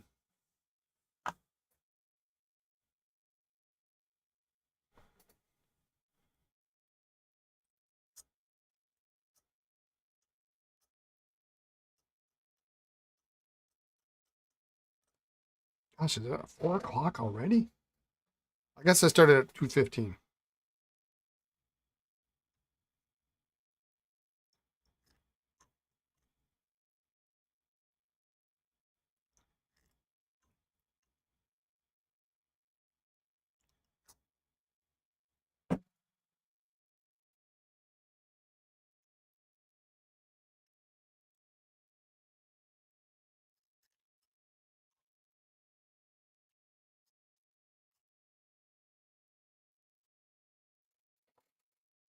All right, last but not least, this beautiful little Sheaffer. Nice color. Nice imprint. Really nice imprint. 325 nib. It's not going to write like any of these three.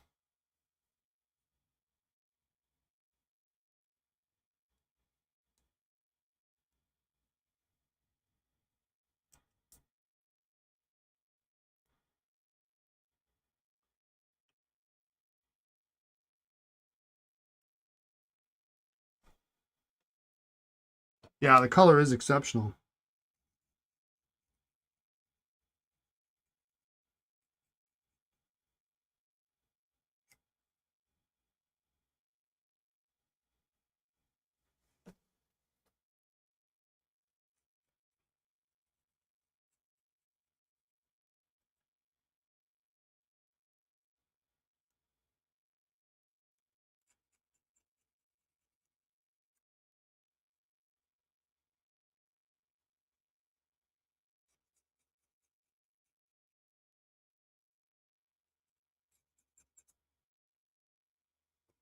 It's got a little bit of discoloration on the end. You can start to see happening there, but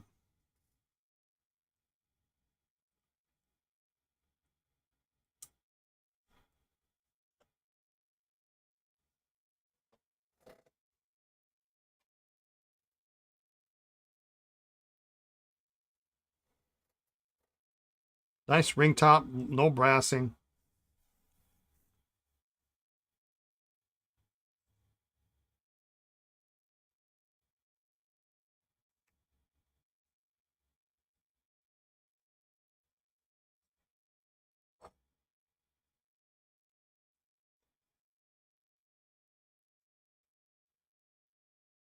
Wow.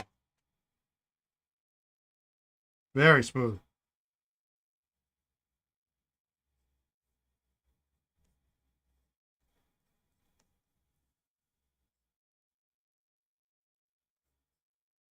Nice and firm. So, but it's one you can write quickly with, and you don't have to worry.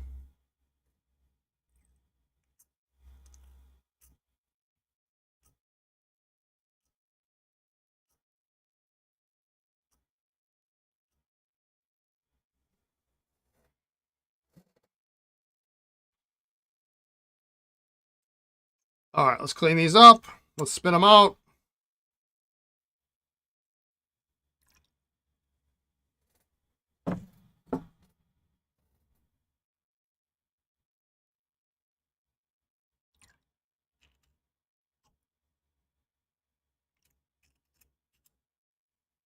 Nice, actually, nice ink capacity on that. This one just doesn't compress very well. You got to keep it in there. Boy, those are nice. Those are all nice. Those turned out nice.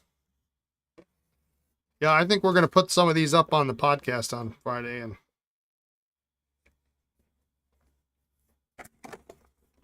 I'm starting to work through my backlog of restored pens.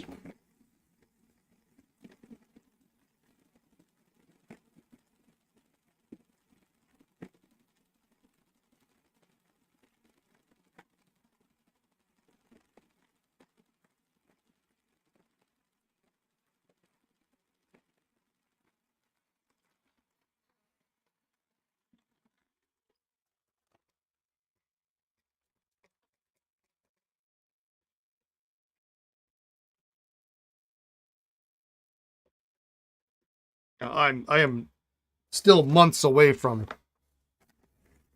being caught up.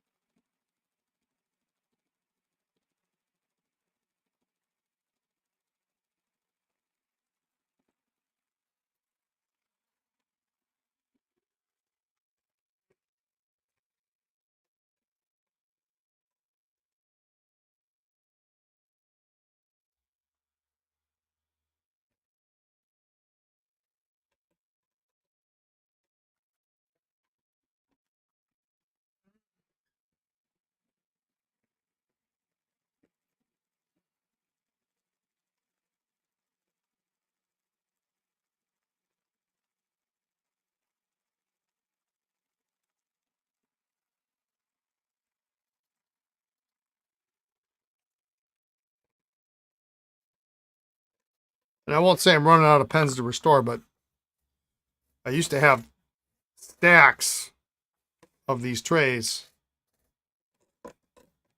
of non-Esterbrook stuff. And those stacks are diminishing.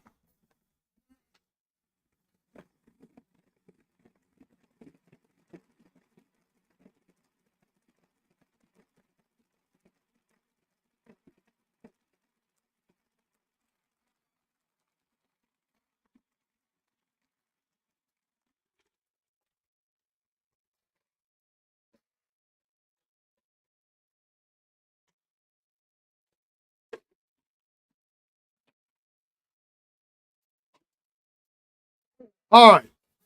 We'll let those dry out. Those are good. Set those off to the side. Next up,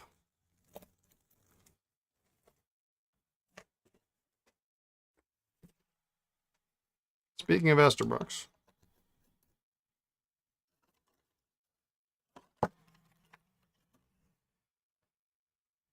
probably should just take this and put it in a different tray, but well, I got 7. We'll just take these out.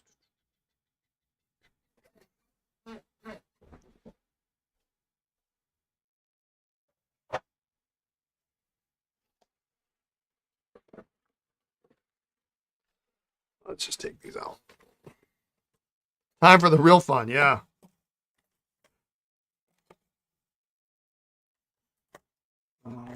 And let's see.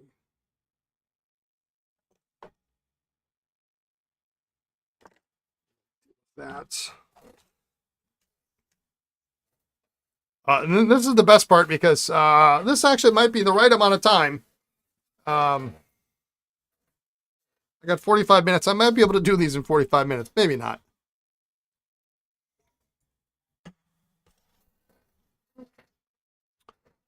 So these are all being prepped for another pen repair seminar by my good friend. But this time I don't you have to do half as much of the work as I did before. I just need to verify the J bars are good. And the nibs are okay, and I'm not cleaning anything out. In fact, if sacks come on pieces, I think I'm putting some of the old crap back in the barrel just for fun.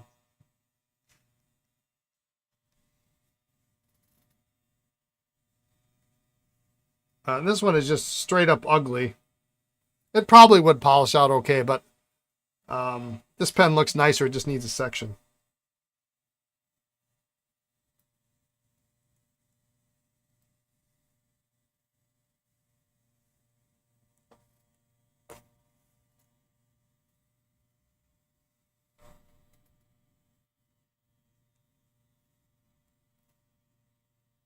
Oh, this has got a good hardened sack in it too, though. There we go. Look at that. That's fun. We're putting that in one of them. How thin that is. All right. This one just looks nicer. It's got a section in it, but it's a really boogered up section.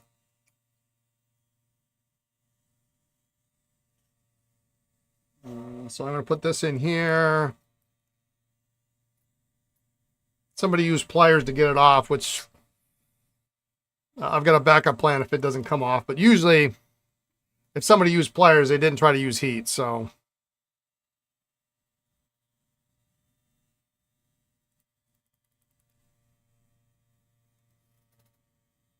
it was too easy last time. I'm sorry. Oh, that came out. Okay, so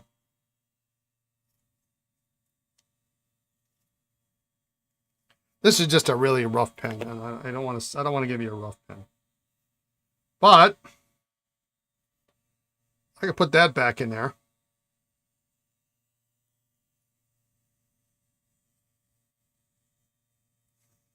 Can't believe I'm doing this.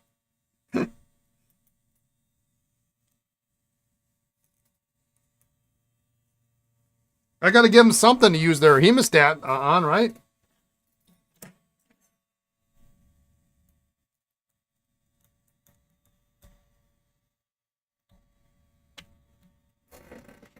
All right.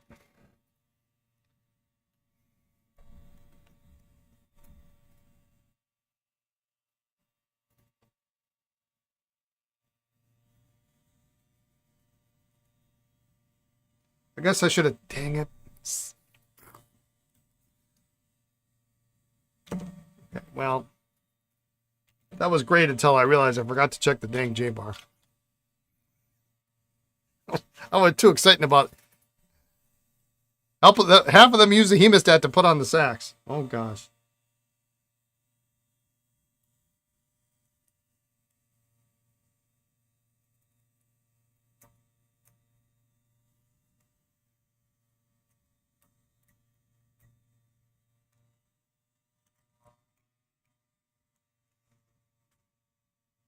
Well, this isn't gonna.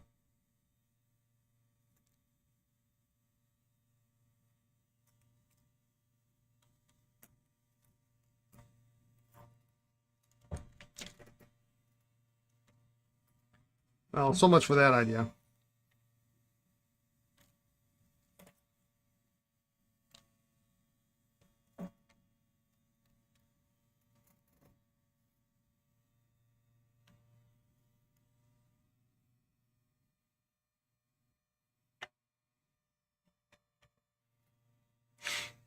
You missed that to put on the sack.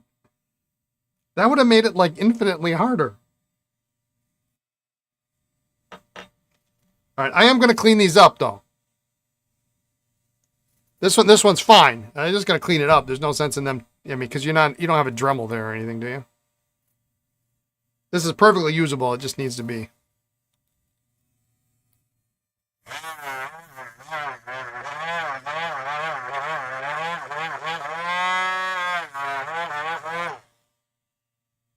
Yeah.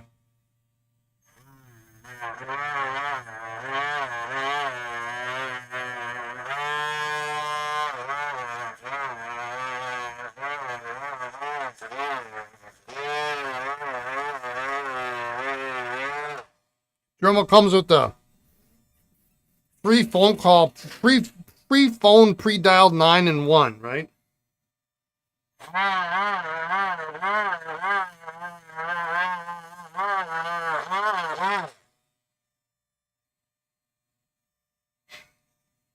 I'm sorry. I can't help but laughing about using it. He missed that to put on a sack.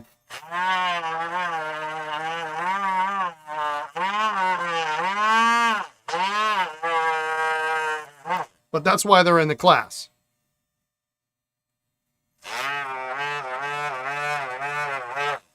Do you have a sack spreader? That would be something hilarious to show them.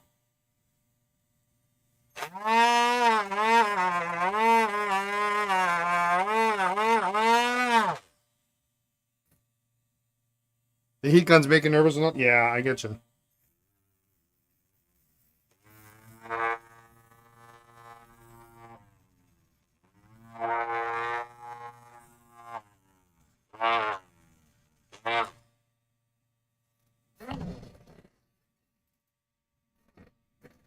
That's all they got the idea using the hemostat?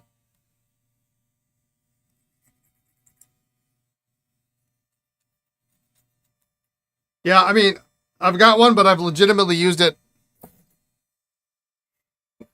maybe 3 times ever. You know. And it's just as bad using it as it is not using it. This makes a huge mess.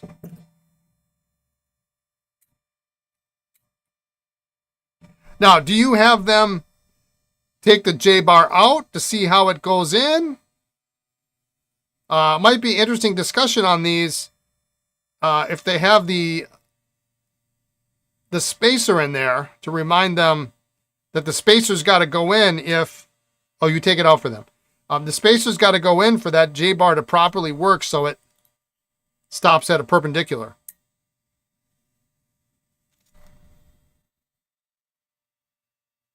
All right, so that one's okay. Now I can throw all this stuff back in the barrel.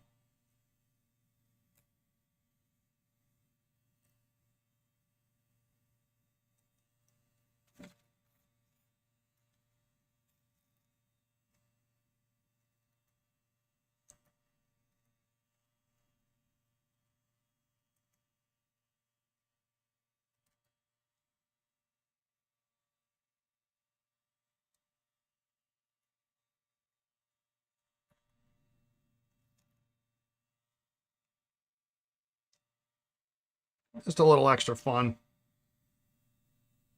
You demonstrate on camera. Okay.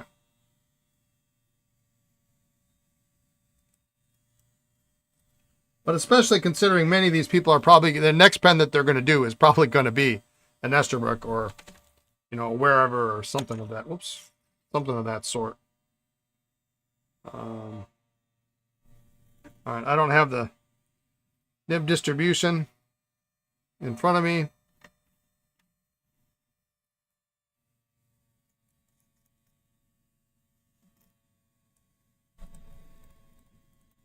but I'll take care of that later.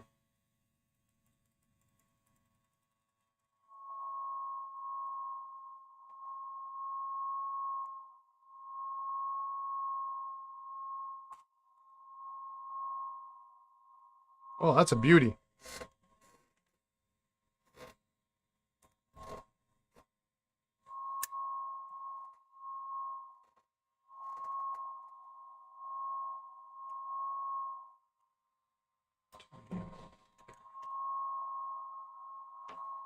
If only I had a pen.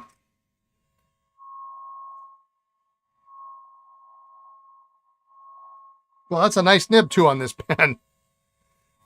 Oh.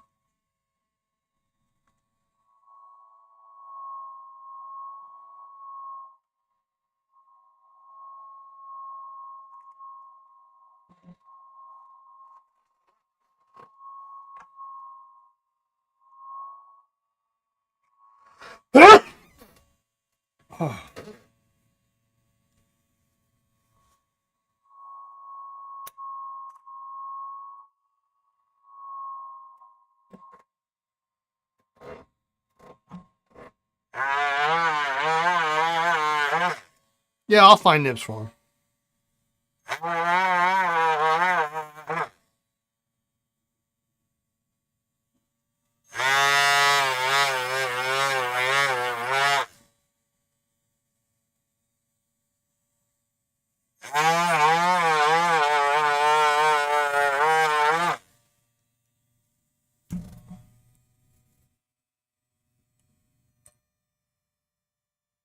I got to double check all the imprints on these. How does this one say made in Brazil?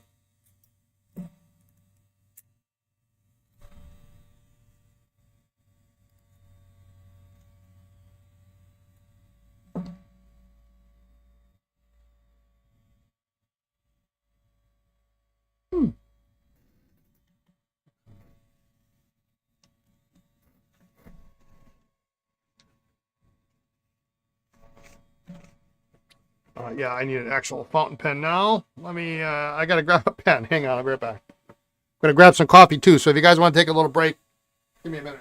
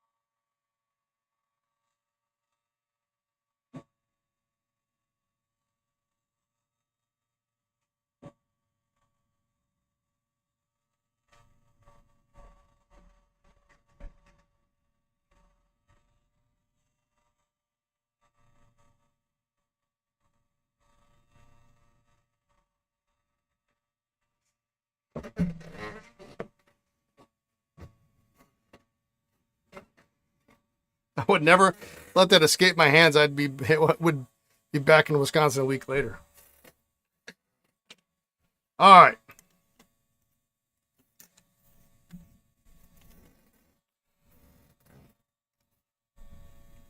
So I have my Sheaffer Esterbrook here.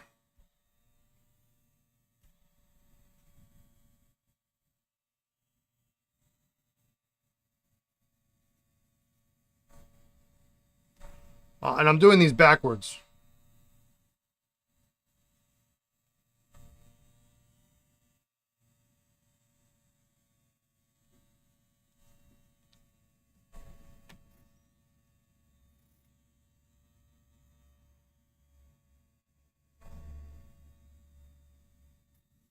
That one needs to come open.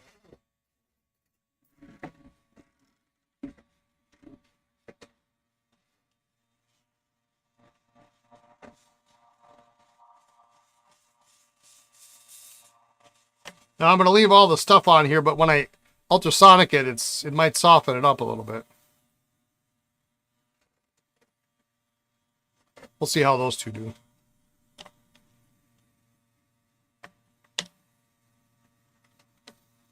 I was really impressed. I actually had not, I hate to say this, I use more ballpoints here in the shop than I do fountain pens. And especially in winter when I'm wearing a lot of sweaters that don't have pockets, I don't use a lot of fountain pens.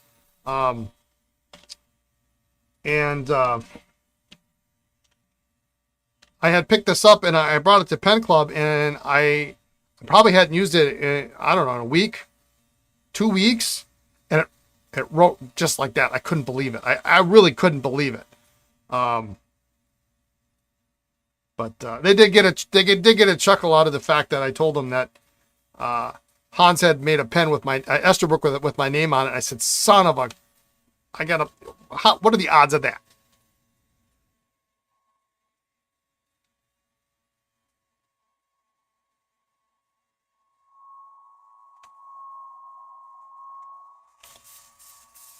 Oh yeah, yeah. I'm sorry, you can't have this nib.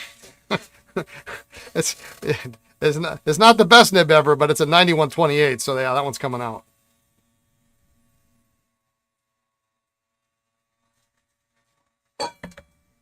We could do a nib surcharge. Then we get too complicated.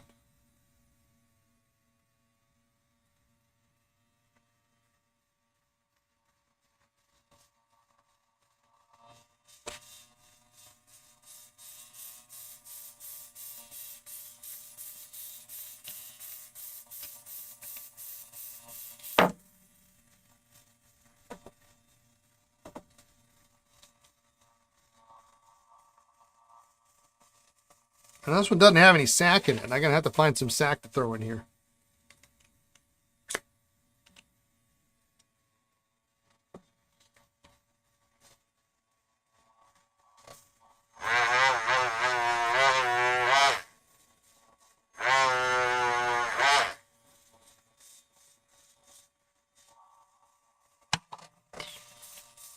That's pretty good.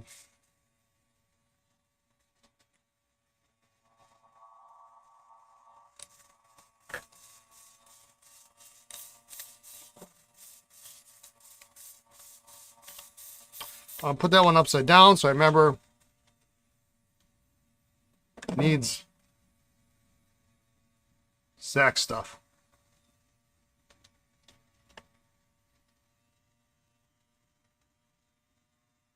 This one looks a little ugly, but it's nothing that the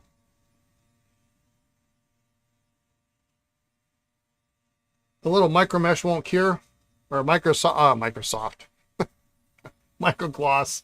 It's just dirt.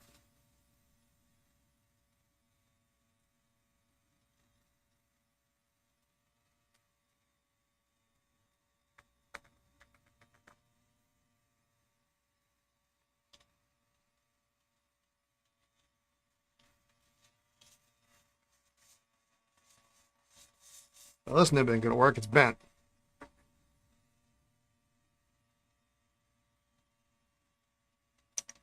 Oh, look at that. They're all coming out nice and hard. How cool is that?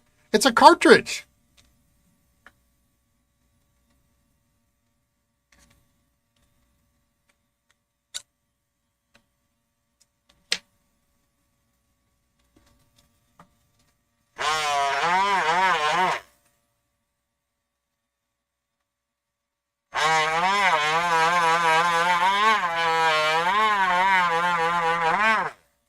It's the worst when the J-bar comes out in as many pieces as a crumbled sack. Yeah.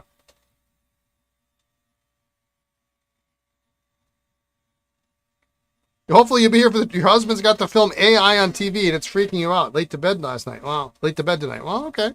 You know it's interesting. My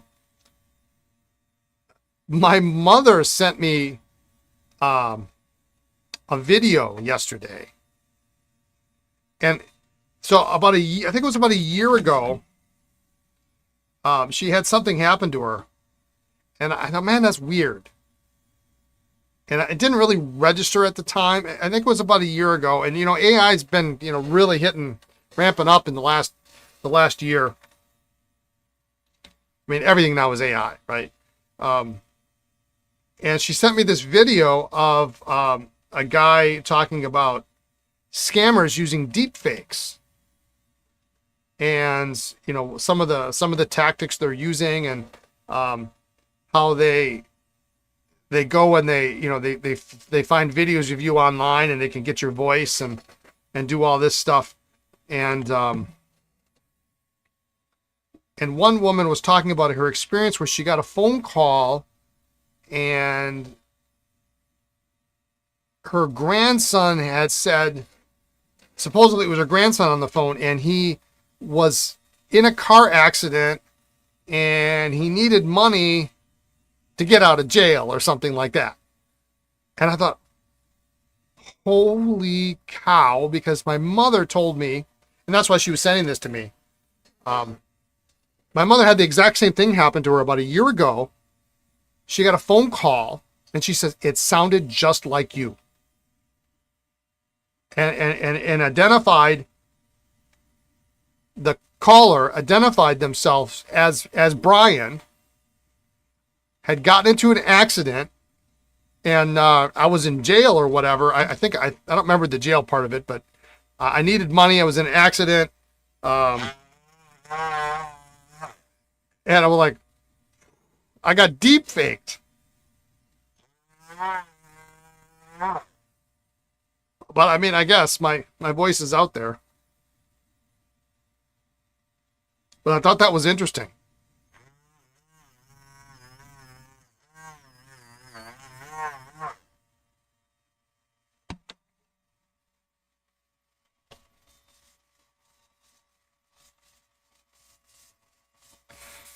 Only one of the last batch ended up having a questionable J-bar. I replaced it just in case. It probably was fine. Their homework is polishing their pens, so a little work to do is good. Yeah, okay.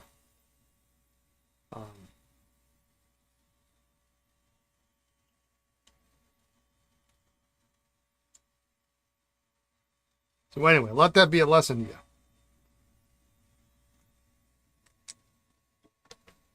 you. And I guess the guy made a really interesting point. He said, well,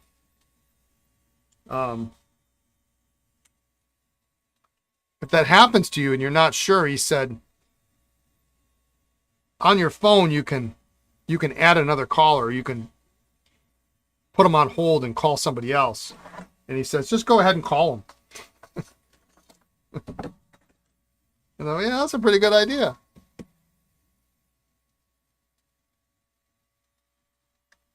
But at the time, I never thought that my mother would get a deep fake call for me. I never, like.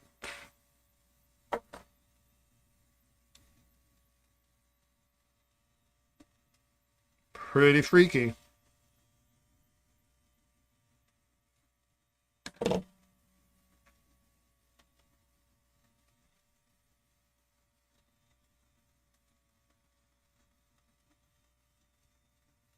Or have a secret passphrase to verify identity. Yeah, and I can't remember. I think my mother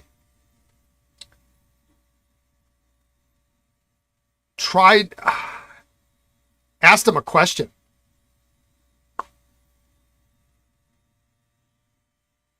Well, this one came out lickety split clean. I can't have that. Should I glue a little bit of sack on there? I bet you I got something in here. Oh, wait, here's one. I'll sack. There's a sack.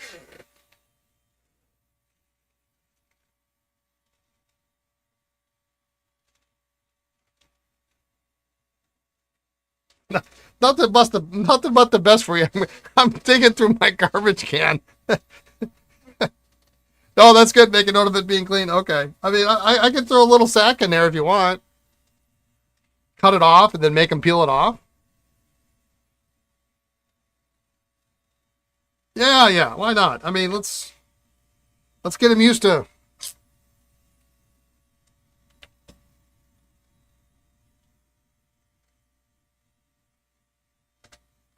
Put it on my left side, the right side.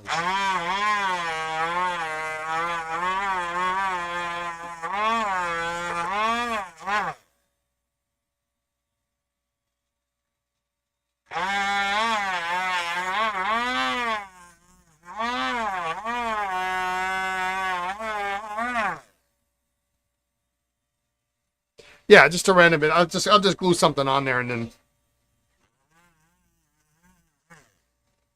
they'll have to take something off.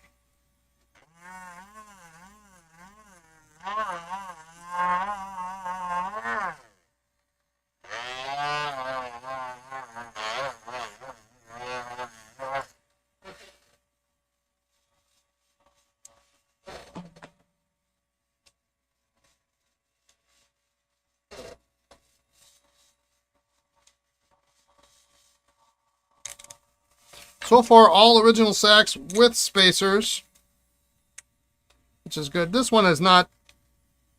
This has got a little bit of some teeth marks on it, but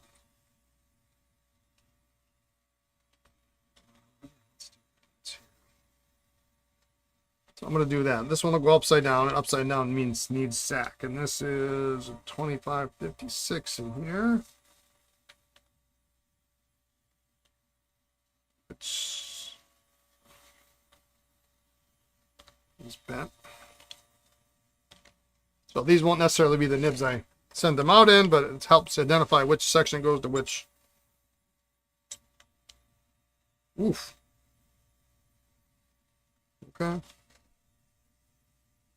My fresh ultrasonic water is no longer going to be fresh today.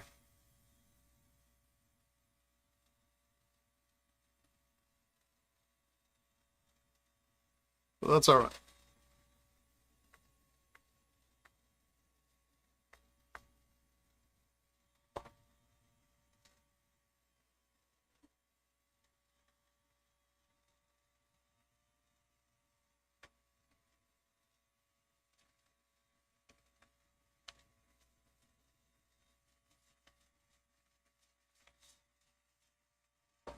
This one, the sack is still attached, but it's like that, so we're just going to leave that on.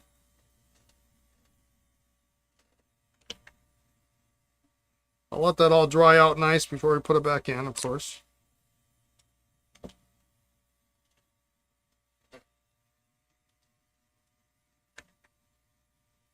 What are you sorry for? You are paying me for these, right? I'm not doing this for charity. I'm getting something out of it. I don't care.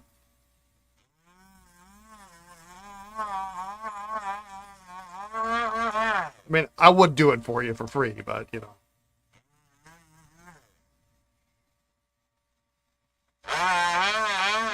For as much as you've done for me in the past couple of years, well, you're already getting dinner out of me in Baltimore, so.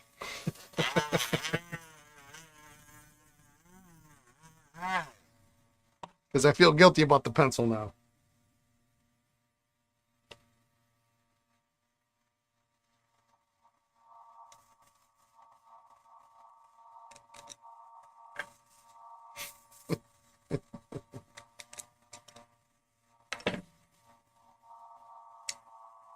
All right.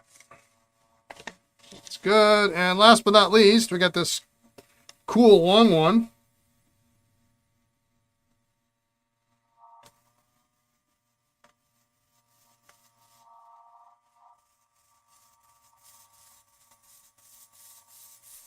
Well, whenever you get a chance, send me the email of what you need, and whatever the deal was before is what the deal is this time.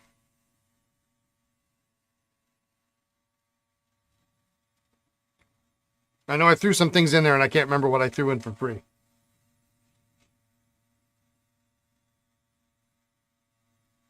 Was it hemostats? Did I give you the hemostats for free? I don't remember. Yeah, well, whenever, it's fine. These aren't going to be ready still. Ah. Oh, Lord.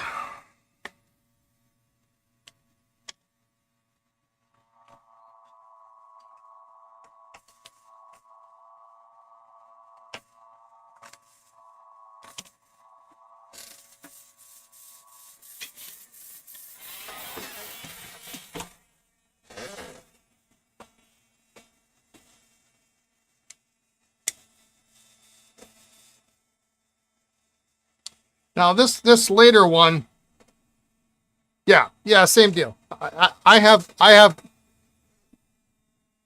I have many goals in my life. A bucket list, if you will. And perhaps one of them is to die knowing I have gotten rid of all of the hemostats that I own.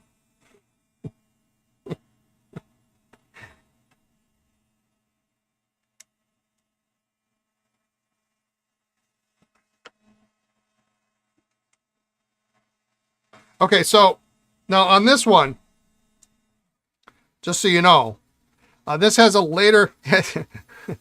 I really hope you can extend your Chicago show trip a couple days, and then I will show you exactly what I mean. This one has a different style of J-bar in it. I can tell it's one of those brass colored J-bars. They're a pain to get out. I can tell it's clean. It works. If this person is already familiar with some of that, then he maybe doesn't need to worry about taking this one out. I mean, but you can see how clean it is. Is that okay?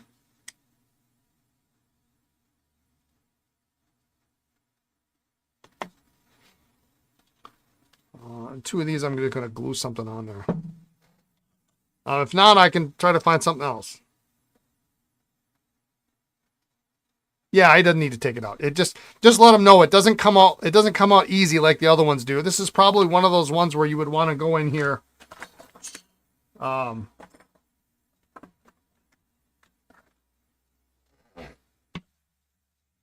pull it out from behind the J and pull it out that way. But it doesn't need to come out. Some of those brass ones are just so dependable. And this is actually a really clean pen. Got a little dirt on it, but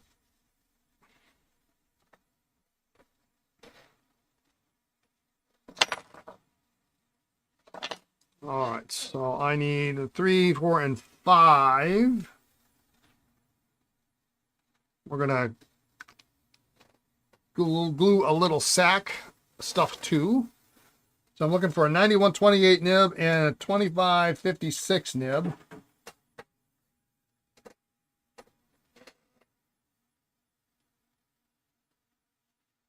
You kind of want to keep it for yourself? Oh, I can find you another one of those.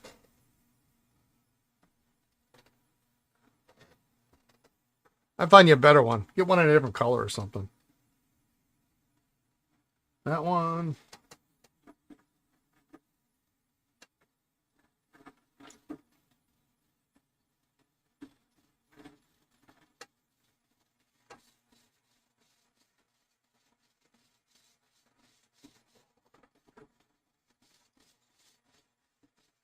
I think there's only one nib out of all these that I'm actually going to keep with the pens.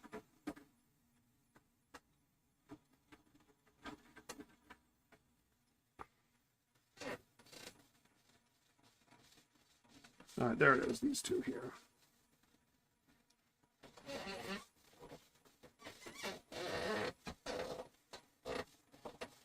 Holy.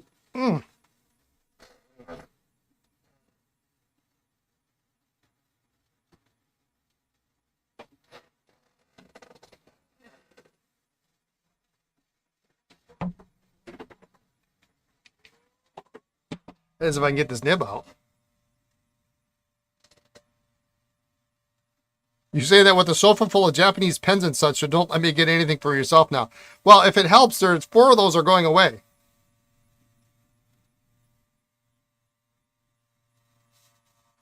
As I was looking through the pictures that you sent me of those pens, I regretted not buying one of them, but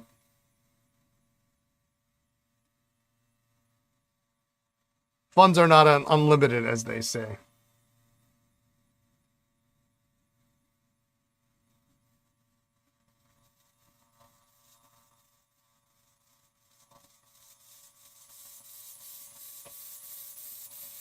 That's late 80s Ohasido.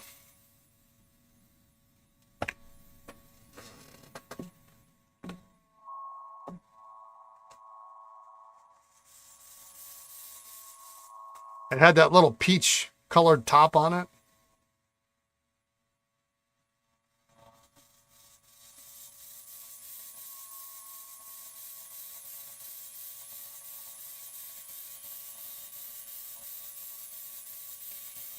Yeah, did it have a chip in it? I can't remember.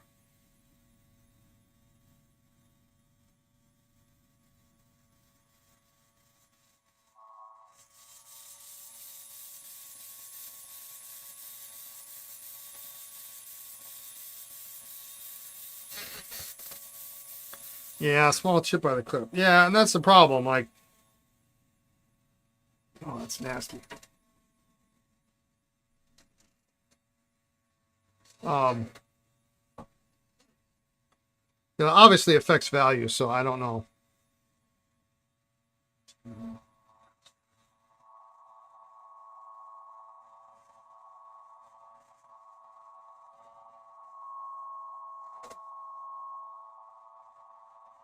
But I know the price was fair. It was for sure fair.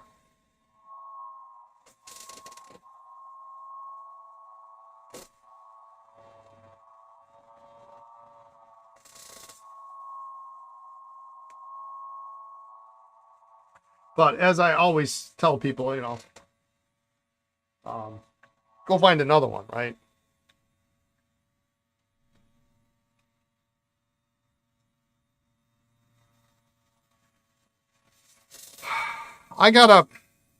I'm still behind because of all this stupid software that I bought that is still not fully functional, which is just irking the bejesus out of me.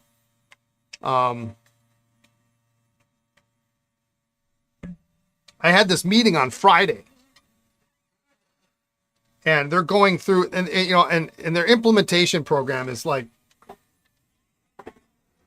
they got 2 people on the call, and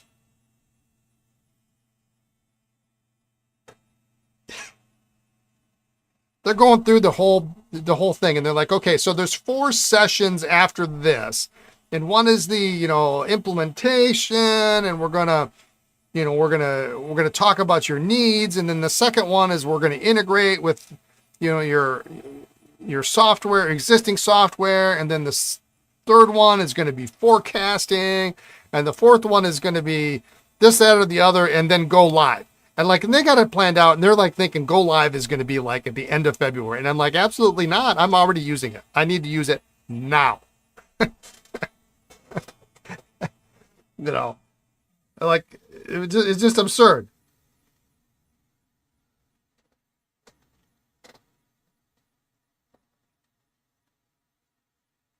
I mean, and I had to do all the implementation, so why am I paying you guys to do this? Okay, so this one here, we're going to put a sack on. The nib is bad.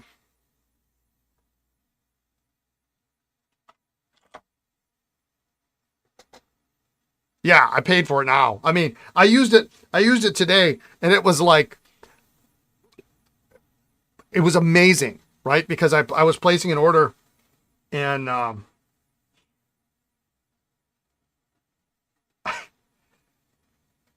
literally just hit a button, and it tells me, yeah, they said they were going to ask if I could get a discount. I'm like, come on.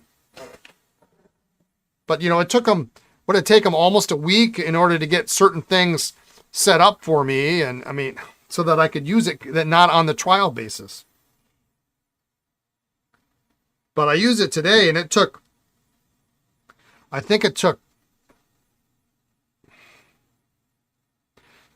30 seconds to create a purchase order to tell me exactly what I needed, and then I go through and then I modify it.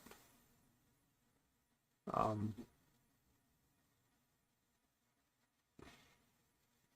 mean, that would have taken me 15 minutes at least 15 minutes.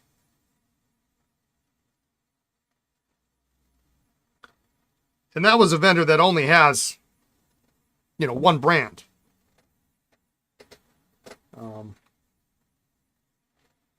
If you get a distributor that carries, well, and it was TWSBI.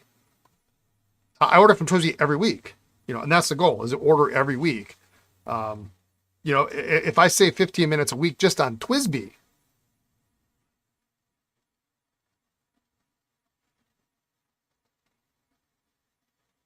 that's a lot of time.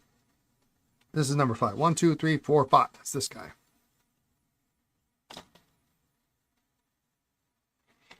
I can't believe I'm gluing bad sacks on pens. Yeah, it was beautiful. I was like, this is awesome. Hit a button, boom, there it is. And I was actually shocked because I was like, some of that stuff I might not have found.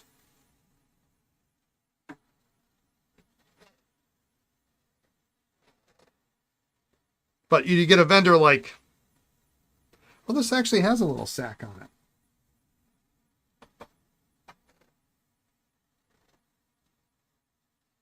You know, you get a vendor that's got 5. I have some distributors that carry like 5 different brands, and I gotta bring them up in my system one by one. This actually has got some stuff on there, so I think we're just going to leave that as is. That's this one here. And yeah, 6 and 7 have sacks. And actually, 2 of these, the sacks are reasonably pliable and they're still on here, so that's a good lesson too.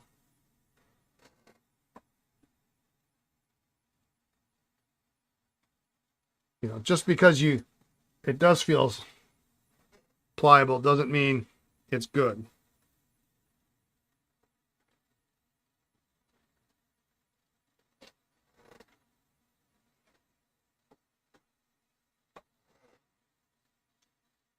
Thanks for indulging in this madness. Yeah, you bet. Look at that, 4:55. We're almost done. Goes there. I'm gonna let them dry, and then we'll do. I'll pull nibs and do final cleanup tomorrow. Put them back together.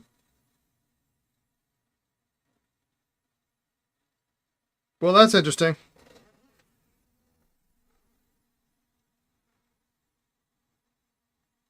This section was not drilled perfectly in the center. It's thinner on the top here than it is on the bottom.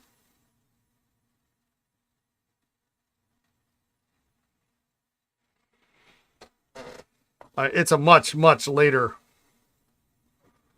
piece, so all right.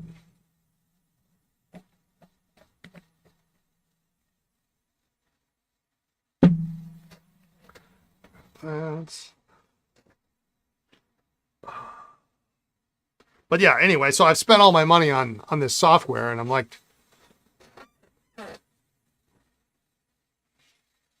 which I need to do, but that doesn't, it means I can't buy stuff like that pen that I was thinking about. All right. Yeah, it's different, huh? Okay, so this is a really great place to stop. Turn off my ultrasonic there. Tomorrow, what do we have tomorrow? We're going to test that beautiful Endura, the 94A Moore and the Moore Junior. We'll test those. We'll put those back together. I'll see if I can get that number 8 nib back in that 96. In other words, I might be placing a call to the resident North Carolina Moore expert to see if he can sell me a number 6 nib, which is probably more than I should be spending. But anyway, I'll have to double check. I may or may not have a number 6. I doubt it. I doubt I have something that big. But we'll do that. I did pull out and organize a little bit. I could probably continue a little bit more of it later tonight. And well, I did, and I've got I did reach out to him about it, and for the edification of our listeners,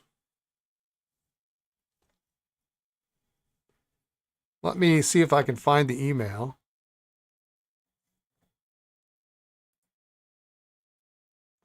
Here it is.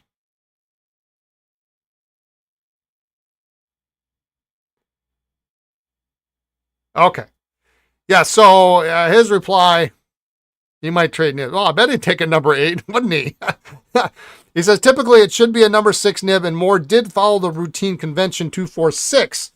They did occasionally catalog pens with different nib size than the barrel model number would suggest, but it's most likely it's a replacement, maybe because the number 6 nib cracked.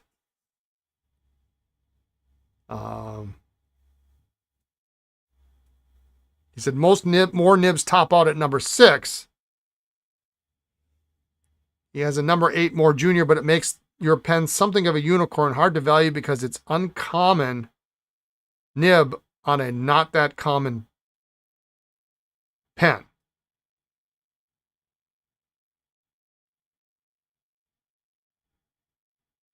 And this is called Pearl Craft. It's black and pearl. Speedline is what that is. So that is the deal with that pen. So we'll see. His value on the pen seemed to me a little low for a pen of that size, but I mean, he's the expert, but I mean, it was in line with what I sell dual fold juniors for, so it didn't seem right. Uncommon nib would mean you would have to keep it. Well, I can't believe I'm thinking about doing this, but was that the one you wanted? That was the one you wanted, I think. I'll send it to you unrestored and you can finish it. Or I can finish it. I just don't like it when you have to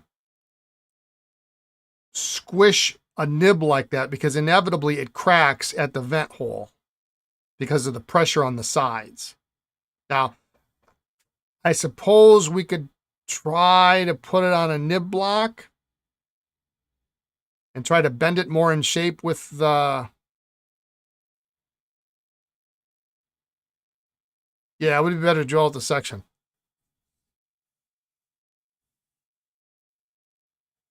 And it wouldn't take much. I could probably get in there with a metal file and then just file out a little bit.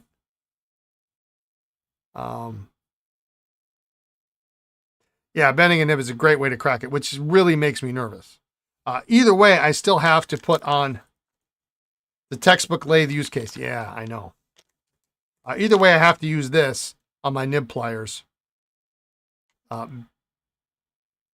because it's just simply too big to fit in the other one. And just by the sheer fact of putting that nib in the pliers as it sits now, bends up those corners, and you have to clamp down on it, which means it does that. So anyway, I'll leave that pen on my desk here. Well, that's kind of nice. If I do it this way, my name is up with the clip down like that. That's almost better than being in line with the clip. All right, let's see.